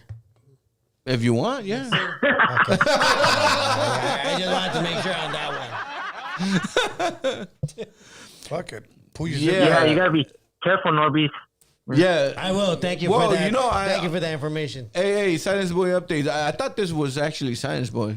To be honest with you. I gotta find his channel because I need to find out this comparison here. All right. All good. I think he hung up. All right, man. Thank you, Okay, caller. man. Appreciate you, homie. Yeah. No, but yeah, I don't understand these audits, right? We have Long Beach audit, we have South Central audits, we have IE audits, we have all these audit people, right? And I get it. They want to like inform people on what the public can't do. It's like the podcast game, bro. They want the views. Yeah. They work off of clickbait, which is Here we go, right here. when someone's fucking with them. Caller, your name or where are you calling from? What up, fellas? What up, West Coast Graffiti? It's the Snowman. How you guys What's doing? up, Snowman? What Let's up, get it. Snowman? I fucking knew it was a snowman from the Harbor area. What's good, my bro? Hey, nothing much. Hey, so West Coast Graffiti, I agree with you. You know, by nature, you should know how to be a man. But if you didn't have a man in the household, you know, I don't know. There's a clip on Instagram where Arnold Schwarzenegger, they show his kid he had with his first wife, overweight, you know, and then the kid that he grew up with, you know, he got the same genes as Arnold. Yeah. So I don't know if you've seen that, and I want you to speak on that. People who grew up without a father figure in the household. Here's my thing, man. Shout out, Snowman. Thank you for that question. Look, my thing is, honestly, a lot of men that grow up without a father make that excuse. Oh, I don't know how to be a man. You know, nobody taught me how to shave. Nobody taught me how to tie my shoes. Nobody taught me how to do this, that, and the other, right? Okay, my dad, I love my dad. Shout out to my jefito, man. My dad didn't grow up with me. He was doing his thing. He was being a musician. So I didn't see my dad like 6-7 months out of the year. You know what I mean? So I had a lot of free time. My jefita, shout out to my jefita, I love you too. She raised me and my brother and my sister, right? And my sisters, I should say. She raised us, right? So I didn't have a father figure all my life. I learned how to tie my shoelaces alone. I learned how to shave on my own. I learned how to do a lot of things on my own. I learned how to talk to a girl on my own. I learned how to do everything on my own. But you haven't shaved on your own in a long time.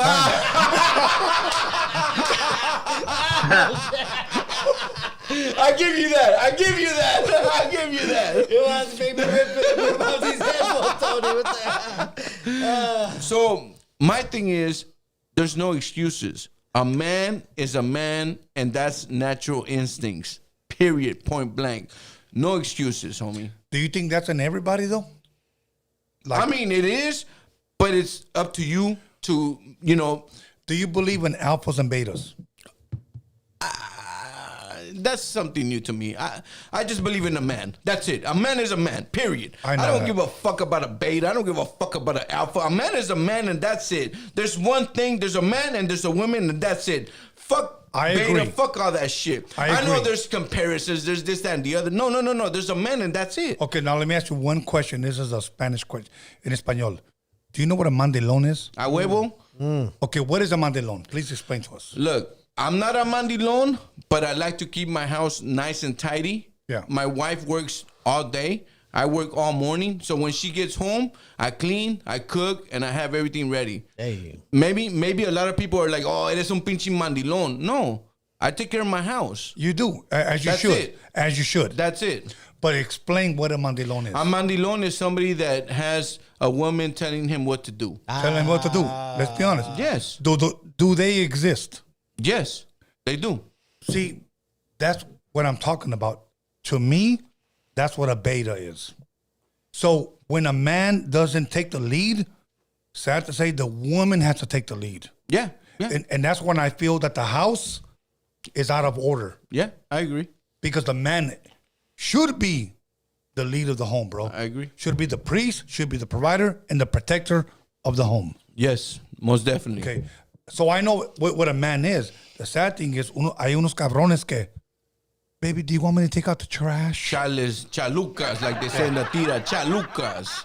So there it is there. Hey, is this Snowman still, right? Yeah. Is it? Was it? Yes. Yeah, I'm still here. Oh, it's still snowing. Does that answer your question or Charles? Yeah, I'm gonna have a shot right now. Cheers. Hey, let's get the next caller. I'm enjoying the show. Let's get all right, my brother. Have a blessed West night. Coast Graffiti, you just messed up my life. I'm gonna take a shot to that. Yeah, because he's a mandilón. I was there about Snowman. That's what you take a shot. No, my shot. Mandilón to my. I was just playing. Well, okay. What's your opinion on Here we cooks? go. Carl, your name, where are you calling from? I think I know who this is. What's up? Laris, what's good, Laris? Oh, shit. The famous Laris. Yes. What's good? West Coast Graffiti, Tony, Norby's, what's going on, yo?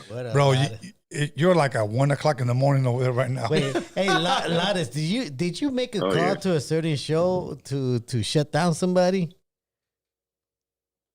You talking about Blue Dildo? I knew it. Oh my God. You have no idea how hard I laughed that day. You have no idea. Hey, Lattice, you know what some girl DM'd me and told me about you? What up? I like when Lattice calls because his voice gets me wet. Let's go. Hey, you know what I said? Man, Tony, you're gonna get me in some trouble. You're gonna get me in some trouble, man. No, you know what I asked her? He's a married man, Tony. No, you know what I asked her? Are you married? She goes, yes. I mean, he could replace Theo. Lattice can replace Theo. You could replace Theo. I don't know if you know who I'm referring to. He knows who he is. Theo was the original catfish. Oh yeah, I grew up. I grew up with 92.3 The Beat. Hey. I know about Theo and Kevin James. You know, another friend of mine. Yeah. Theo was the original catfish. I don't know if y'all were listening. Go ahead. Yeah, if y'all were listening the other night to Blue Dildo show. I basically just called in and I told him, I said, you know, it didn't take but one mention from Marvelous for about 20 seconds. And it got you going for over an hour crying about it. Hey, real quick, shout out my boy Blue Devil out there. I mean, I'm neutral. You know, Tony, I'm neutral with everybody. Shout out my boy Blue Devil. Okay, but continue. You know, hold on. It's the caller, not you. Oh, wait, go ahead, Lattice. Go ahead, Lattice. Nobody just loves the spotlight. No, I just wanted to. Well, the reason for my call was to touch on the whole red pill versus blue pill, left versus right idea of manhood. And I think while we can all agree that what we see on the left with all the betas and the men that are simps, kind of that's not a good thing. But I also see a lot of shit on the right that I don't like. And what that is a bunch of people with the chest out, kind of I gotta beat the drum for manhood. They just protest too much. You know what I'm saying? And I think there's a middle ground to be had there. You don't got to go and make a show of it. You can know how to be a man without feeling you got something to prove. A lot of people talk of alphas versus betas, but have you ever heard of the Sigma male? Yes, I heard of Sigma. I think that was made up. I heard about it. No, it's actually a real term. Okay, good. That's what Norbert considers himself. No. I'm an Omega. He's an Omega. He's the beginning and the end. I'm an Omega male. He's the beginning and the end. He said Omega man. A Sigma male. I gotta go to the restroom. Go ahead, Lattice. Go ahead. But a Sigma male would be more the cerebral of the three. That means they're more of the thinking type. So while a beta and an alpha are going at it, who's this, who's that, the Sigma is going to sit back and kind of observe the situation and kind of think the situation through and kind of outsmart both of them. And the Sigmas often come out on top, but they're not spoken about enough, about. I just think that, more needs to be said about Sigmas because it's always a either or, alpha or beta. But there's a lot of Sigmas out there that are really Lattice, real quick, making things happen behind the scenes. A Sigma. Okay, you're saying they're on top. Like as far as what, what are they doing better than a beta and an alpha? What are they doing better? Well, it's not about doing anything better. It's just a different approach, a different method of operation. A Sigma male, like I said, they'll sit back and observe. They're quieter. They don't mind keeping to themselves. They don't mind being behind the scenes. An alpha wants to be up front. They want to be the leader of the pack, which can be a good thing, But a Sigma just has a different approach, and they're more of a thinker. They're more of a behind the scenes, pulling the strings type of person, and versus the alpha who wants to be by all means ahead of everybody, leader of the pack. He wants to be seen, wants to be heard all the time. So I just think there's more that should be said about Sigmas. And as far as morality goes, I consider myself an amoralist. I don't know if you're familiar with that term. Never heard of it. Amoralist? Yeah, and that's not to be confused with immorality. Immorality means a lack of morality. Amorality means you don't subscribe to any particular brand of morality. You think of what's good for yourself, what's advantageous to your loved ones, your life, your way of thinking, and you act accordingly. So I would say I'm an immoralist, and I don't subscribe to this or that. Nothing is black and white in much of what I consider life. I think there's a gray area right there, and you got to do what's best for you. Oh, good. In other words, like in the words of Aleister Crowley, do what thou wilt. There you go. I was going to say Michael Jackson. You could put it that way. You could put it that way. Yeah, but I want to drop that by y'all. Black and white. All good, Lottis. Thank you for calling in, my bro. Hey, Tony. We all got Yes, sir. messages. Hey, Tony. Yes, sir. One more thing. No more mentions of the chicks on the phone, man. You're gonna get me in trouble. Come on. All right. Yo. Chick is on the live chat. My apologies. Okay, Norbert's buzz. All right, man. Y'all have a good night. All right. Thanks, Lottis. Yeah. In the words of Edward James Olmos playing the character of Santana, I thought I knew it all. Ended up in juvie hall. There you go. No. In the words of Edward James Olmos. Órale. I was going to say Charlie. I guess, yeah. All right. In the words of Blood In, Blood Out, nothing. No. In the words of Blood In, Blood Out, I'm going to lick you dry. No more tortillas. Yeah, That was a sick one. Yeah, that's when he did the thing. Let me look up a line. No. Do what thou wilt. Do what I will. I mean, you know what? We're trying to take 2 more phone calls, and none of you guys have the fucking balls. Okay. 2 more and that's it, man. 2 more and that's it, That man. means If not, I'm gonna be That's talking fun. shit about That's everybody fun. right here, man. You guys want me to talk shit? Let me know. That means the betas are on the live chat. They don't want to call in because they don't have the balls. All Okay. right, let me know. They're caged right now in a chastity cage. I'm not looking at the chat. The Cassidy chat. If you're in a chastity cage, call in right now. What? Okay, we got one caller right here. Hey, I got lines. Hold on, caller, your name? Where are you calling from? Hey, Fred from Soledad, no CB4, bro. I live in the town, not the prison. Saludos. How you guys doing tonight? What's good, Fred? How you doing, my brother? Good, How you man. Hey, Good, brother. Good. I'm here. I'm hanging in there, bro. let me say this about Fred. but check this Fred, out. hold on. Fred is a day one Okay, go ahead. Roadium radio warrior, bro. Let's go. Oh no, yeah, yes, sir. Hey, shout out to you, Norby. Thank you for checking my channel out too, bro. Oh, I yeah, appreciate definitely. Yeah, you got it, man. Hells yeah. Thank you. What we gonna do? So check We this gotta out. support each other. No, definitely. West Coast Graffiti. I got something to tell you, bro, about what you're mentioning. But see, I understand what you mean, and I agree 100%.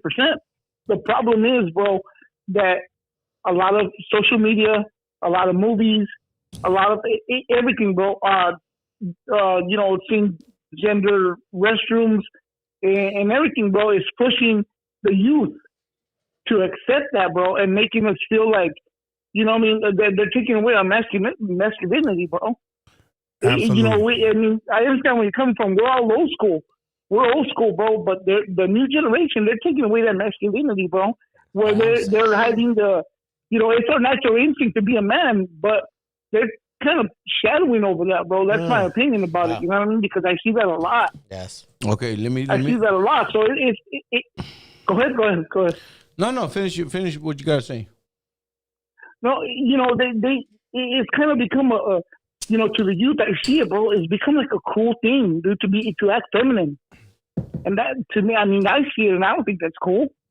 You know, I mean, look at it this way. Don't misunderstand me. I mean, if there are people who are, for example, homosexuals and stuff like that, that's not a problem. You know what I mean? That's not a problem. But it's when they're trying to, not per se the LBG, whatever, the alphabet mafia or whatever. It's not them pushing it. It's just society itself, bro, and social media, bro, pushing that stuff to the youth. We see it in Disney movies, bro, is being pushed to be accepted. And to me, bro, it's like the way I see it is, I'm a heterosexual, but whatever I do closed doors is nobody's business. You know what I mean? And why does it have to be a business of what you do behind closed doors, or why does it have to be accepted? That's what I'm getting at, though. Yeah, you know what? I think what he's saying is like, my thing is like, when it's crazy that we have to admit that we're heterosexual. Why can't we just say we like women? Yeah. We like pussy. Yeah. Let's just be honest with you. We're straight. Yeah. Okay. Yeah. You ready for me? You ready for me? Go. Yeah, go ahead, bro. Go ahead. I'm gonna be like Lefty Gunplay. Gang. You know what I mean? Gang. Okay. I raised my kids. Go for it. I raised my kids. I have three boys, right? 23, 18, 15, right? I raised my boys on the morals I grew up on. Yeah. Treat women good. Definitely. You know what I mean? Be a man. Do what you have to do as a man. You know what I mean? Don't be a sorry to say this word, don't be a bitch. You know what I mean? Yeah. You have to be a man.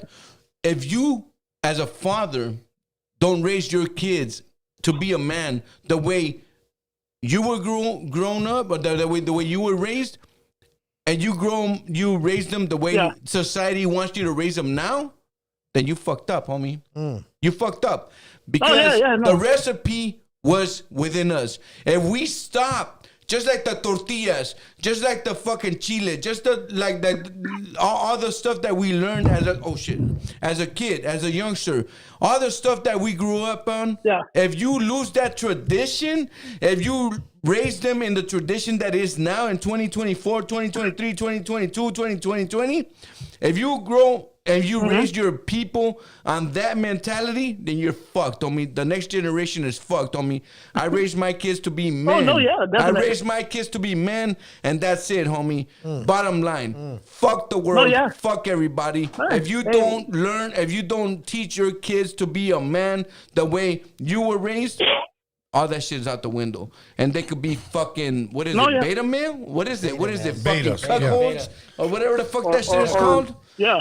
You know what I mean? Mandilones. No, I raised my kids to treat women good. I raised my kids to know what it is to be respected as a man. But now, I respectfully, West Coast, I'm going to ask you this, okay? How many men in this generation, when I say this generation, we're talking about 20 to 30-year-olds, are going to stick, and they're going to say this, to those old traditions. This is 2024.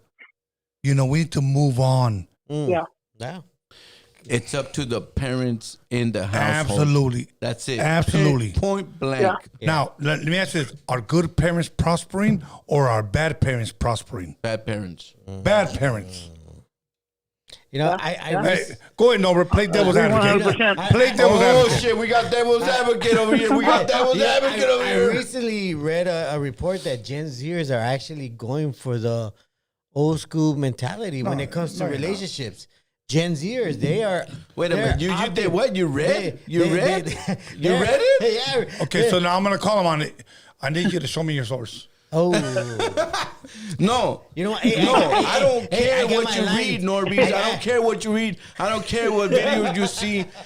A man, look, this is West Coast Graffiti. I'm telling you what it is, homie. I raised my kids to be men, period, point blank. I don't give a fuck what anybody says. Yeah. That's it. Yeah. That's where I stand.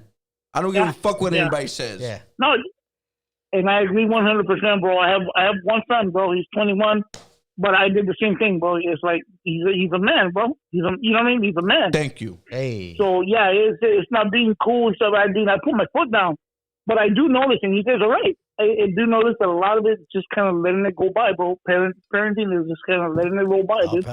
Social media has taken over. It is. Social media has taken over, bro. There's a girl at work that said something to me that rubbed me the wrong way, right? She rubbed me the wrong way, whatever. Hey. She said this. She said her son said, "Mom, I feel like you're talking down on me. You're making me feel less of a kid." And then she said, "Oh, I'm sorry." Fuck that, Holmes. Hey. Fuck that. You're the parent. You put your fucking foot down. I don't give a fuck who you are, man or woman. You tell your kid, clean this shit or else. That's it. I'm not saying you have to beat up your kid. I'm not saying that. And we got beat up as kids. There was discipline. Discipline. It helped though. Yeah, bro. Now it's like, I'm sorry. I don't want you to go to fucking counseling and tell your fucking counselor, fuck you. Yeah. I'm addicted to texting. Fuck that. Hey, social media is a bitch. I'm sorry. I'm sorry. All good, Fred. Oh, yeah. Straight up. Go ahead, Fred. Hey, man. Hey, you know what, guys? No, you know what? Hey, thank you for all that, bro. That was my whole point, and I agree with that, with all of that, bro. That's awesome, man. That's awesome. It's good to see that there's still a few of us left in the world, bro. There's still a few of us left in the world. And hopefully it's not a fucking full-on dying breed. You know what I mean? Thank you, Fred. Thank you, Fred. I appreciate it. Hey, man, you guys have a good evening, brother. Hey, You too, good night, man. man. Have a good one.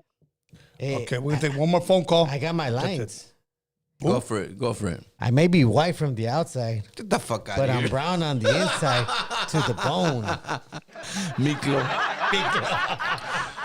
Hey, la primera vida loca, ese forever. No, you got to say la primera. I don't want your pork chop. I want his life. I talked to Miklo. Last call. Caller, your name or where are you calling from? You are the last caller. It was the homie Kike from the city of Escondido. Let's get it. Hey, somebody get Norby's a pillow, fool. What? Hey, life's at risk right now. Hey, is he putting it to sleep or what? Too much. What did you say, West Coast? Too much dead air, or what you say? Serio. Hey, it's all about our raza for our gente and about our culture. We need this shit active, homie. Let's go. I'm reading lines from the movies. Chalucas. Hey, when you guys were talking about electing the next president, isn't that the job of the electoral college, not Yes, like it the is. actual people? Like we don't get full fucking election here in our system of government. You're 100% right. It is up to the electoral college. Do you actually think that our fucking votes count, homie? La neta. Do you fucking think that shit? Well, Look, here. homie, that's why I became an anarchist, because I don't fucking think that our fucking votes count, period. Ever since I was 18 and they said, oh man, register to vote and your fucking vote, because fuck all that shit, homie. That's just me, ese. Hey, that's it. But I will say this. Okay, cool. I Hey, have West to- Coast, check this out. Oh, sorry. No, go ahead. No, real quick. Hey, West Coast, check this out. You're wrong, fool, to a certain extent.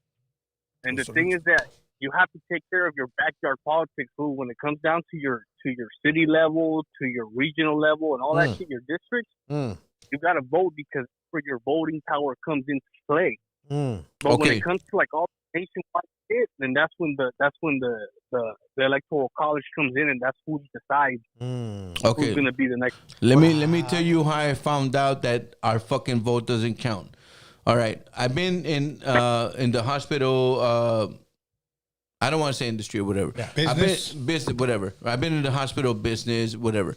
Right? We've had many. How many years? 23 years. I've had many motherfuckers come in and out, and we vote, right? We vote. Oh, man, this guy's fucking gonna give us more money. This guy's gonna give us better benefits. This guy's gonna give us better wages. This guy's gonna give us whatever the fuck, right? Yeah. How many of us at the hospital, I'm not going to tell you where I work, how many of us at the hospital have voted for these motherfuckers and all they do is promise fucking lies, homie? Sorry, I'm saying. How many of us motherfuckers has fucking voted for all these people? And this is just the hospital, homie. Yeah. I'm talking about minute shit. Yeah.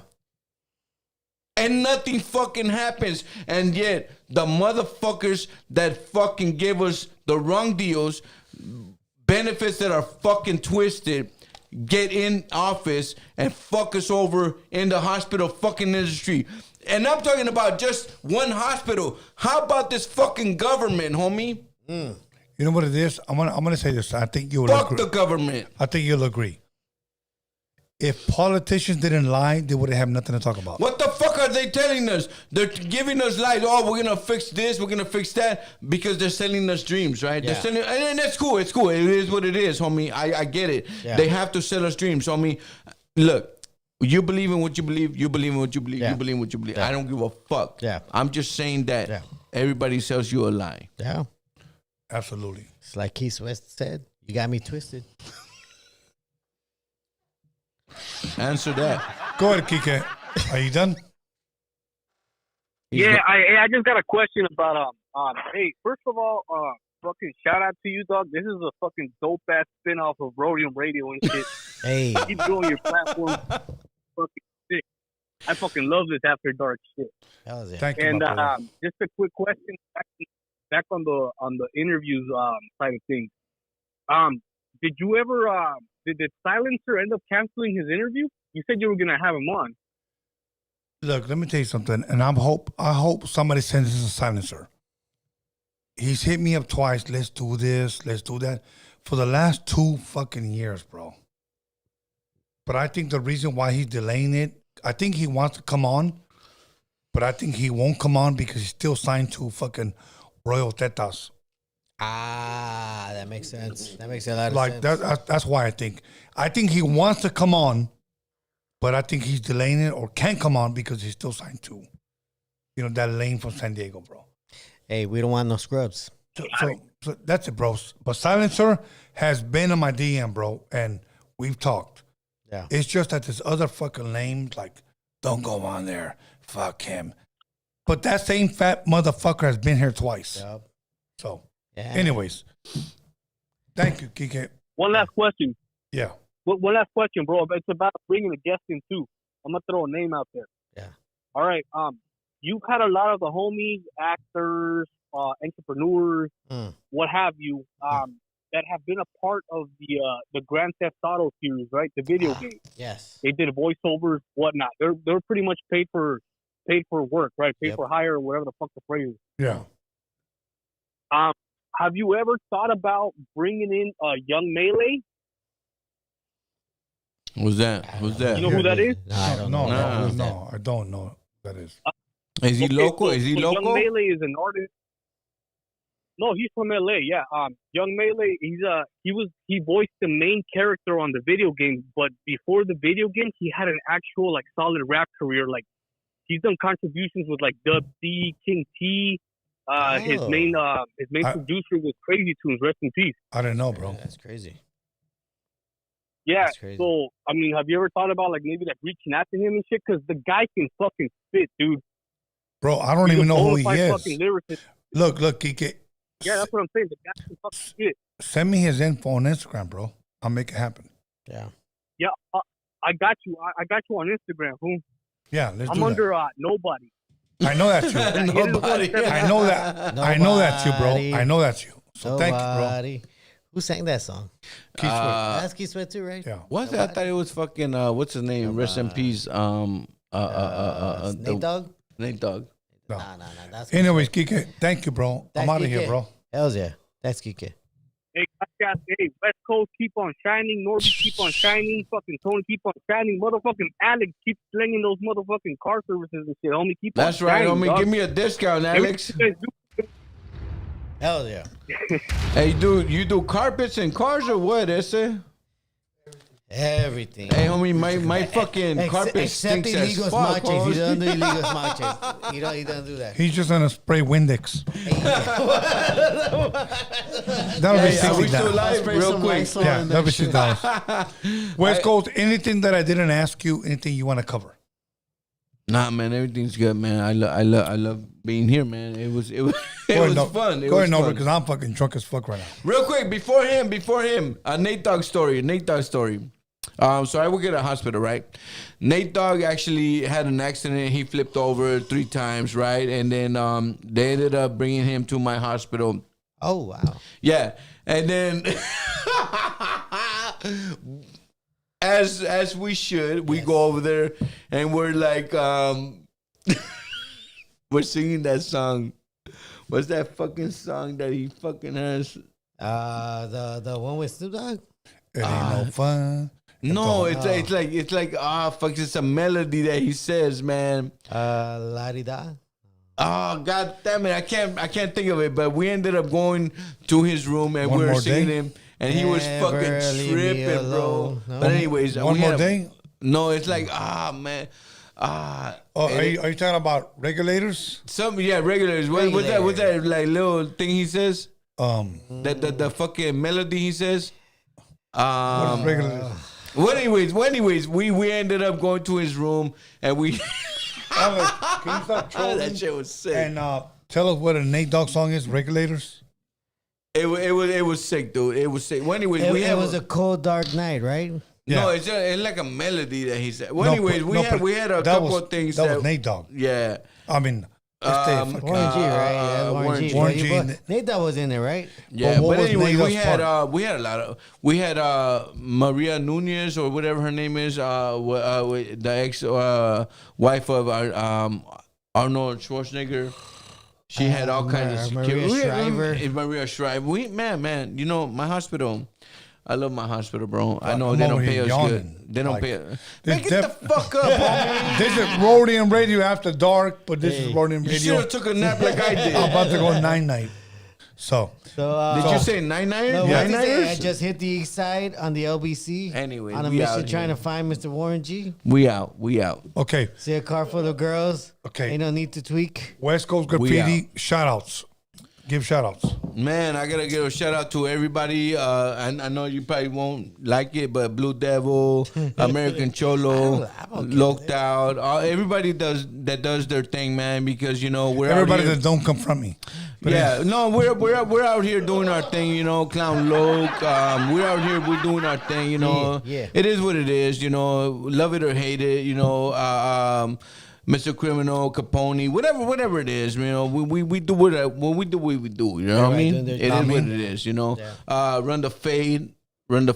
Obviously, Tony the Wizard, thank you for bringing me on. It wasn't, time coming. You know, it's crazy. It's crazy for me to be even here, man.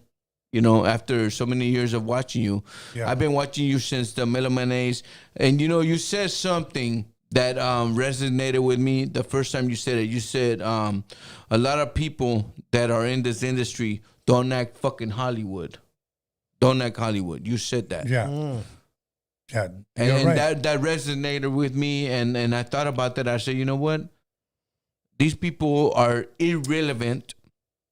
And now you're making them relevant. Oh. And I appreciate that from you because, like you said, you made a lot of people relevant again after the fact. Yes. They were nobodies. Yes. You had Aquid, you had the Mexicans. I love the Mexicans. I grew up on them. You had Melomanes, you had Misfits Order, you had Bozo, you had everybody, man. You had everybody before anybody had them. I would like to give you your flowers, like I said, man. There is something about Roadium Radio that people love to hate and love to love. And it is what it is. Thank you, my brother. I truly appreciate it. And I'm just happy to be here. Roadium After Dark. Hey. Oh, good. Let's go, Norbert. Okay, here's first line. I'd rather be hated for who I am than love for this guy is fucking quoting blood and blood out. I'm not. Get the fuck out of here.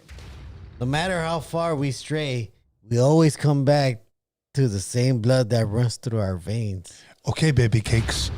Mi vida loca. I'm just saying. Nobody gives shout outs. Stop trying to get emotional, bro. Nobody gives a fuck. Shout outs, bro. Let's go. Shout outs to the live chat. Always, as usual, I appreciate everybody in the live chat that puts in their feedback, puts in their comments. Everybody that shows up to other people's platforms and shows up for us, representing us, and letting these cocksuckers know what the fuck's going on, what the game is, what's the real, what's the truth. Thank you to you guys for always coming through for us. I appreciate you guys. I love you guys.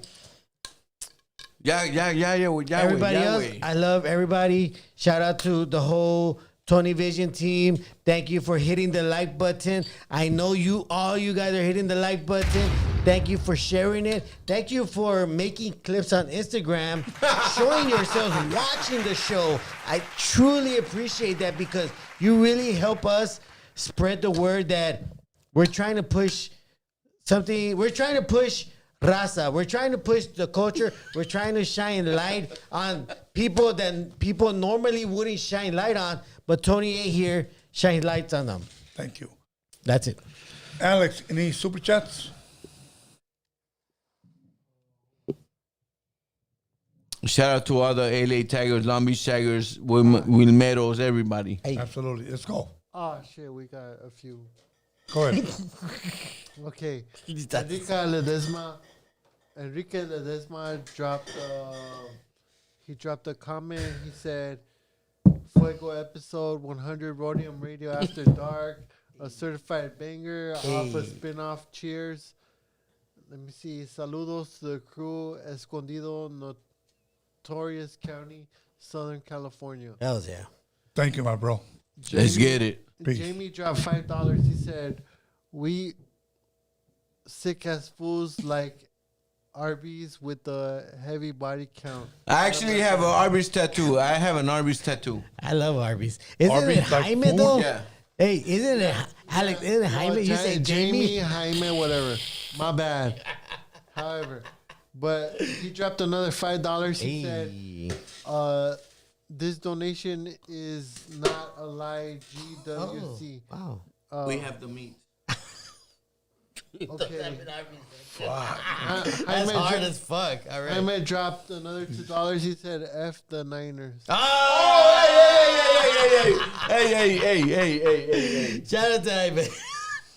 Go ahead, bro. Go ahead. Keep going. Enrique Ledesma dropped $1.99. He said, Roadium We got Radio the number meat. 1. No, you can't do that. Thank you, my brother. Thank you. That's it. Okay. Hey, I got my pinky finger up. Okay, let me give my shout out. I want to give a shout out to Cervantes Enterprise. I want to give a shout out to my son, B. Scanless. I want to give a shout out to the Hip Hop Jedi. I want to give a shout out to News of Norbies. I want to give a shout out to Magical, our moderator. But I also want to give a shout out to our guests. Once again, West Coast Graffiti. Much love, much respect. Thank you for coming true and being yourself. Hey. And once again, my co-host, Norbies, and my other co-host, Marvelous Inc. Hey. Thank you. You know, here's my thing. I want to say something encouraging, is that us as a raza, we don't have to hate ourselves. Like, we don't. I don't have any hate towards anybody, you know. Let me just name some of the podcasts out there that are making noise, okay? For an example, Mr. Criminals podcast making noise. Much love, much respect. Hood Stocks podcast making noise. Much love, much respect. American Cholo making noise. Much love, much respect. You know, I'm not even going to mention mine. My thing is like, why can't we just elevate each other, bless each other, encourage each other, motivate each other? That's all I want. I'm not trying to hate on anybody, you know, so I'm going to keep it at that. Other than that, you know what? Thank you, West Coast Graffiti, for coming through. You truly blessed us. Like, honestly, your laughs have blessed me, bro. So no, hey, Tony, I swear to God, like, this was fucking fun as fuck. Like, I had a great time, man. And you know what? I hope everybody in the chat had a great time, because you know what? It is what it is. I'm just being real. You know, fuck red pills. yeah. Hey, shout out to Marvelous Minds. Marvelous Minds, American Cholo, Lucky from Hood Stocks, Blue Devil. Anybody that watches this channel. You know what I mean? Because anybody watches this channel, they'll clip it, they do what they do. You know what I mean? Yeah. Hey, Tony, you do what you do. You know what I mean? You're making noise. You know what I mean? And let me make one thing clear. One thing clear before we end this. You asked me last year to come to your podcast, right? I said, Chalucas, Tony, unless you have 100,000 subscribers, I'm not coming on. And then you hit 1,000 subscribers. I said, oh shit, let's go. Let's go. Hells yeah. After that, I said, okay, respectfully, I'm going to go on. So congratulations on 100,000 subscribers. Tony Vision. You know what I mean? Because without that, you wouldn't be where you're at. Thank you. Other than that, good night. And what would Peter Pan say? No. Good night. Where did Peter Pan live? I don't know. He's an evil motherfucker. No, he's not an evil motherfucker. Good night, Neverland. Good night, Neverland. Thank you. We're out of here. Thank you. Bye. Chalucas.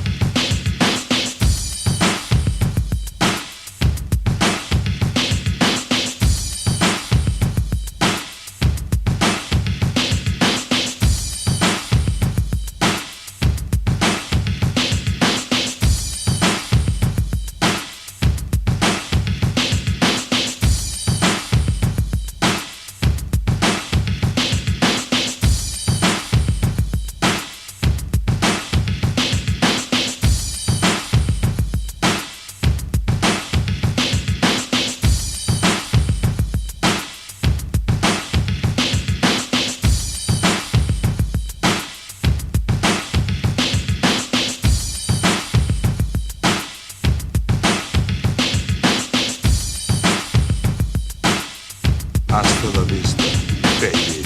I'll be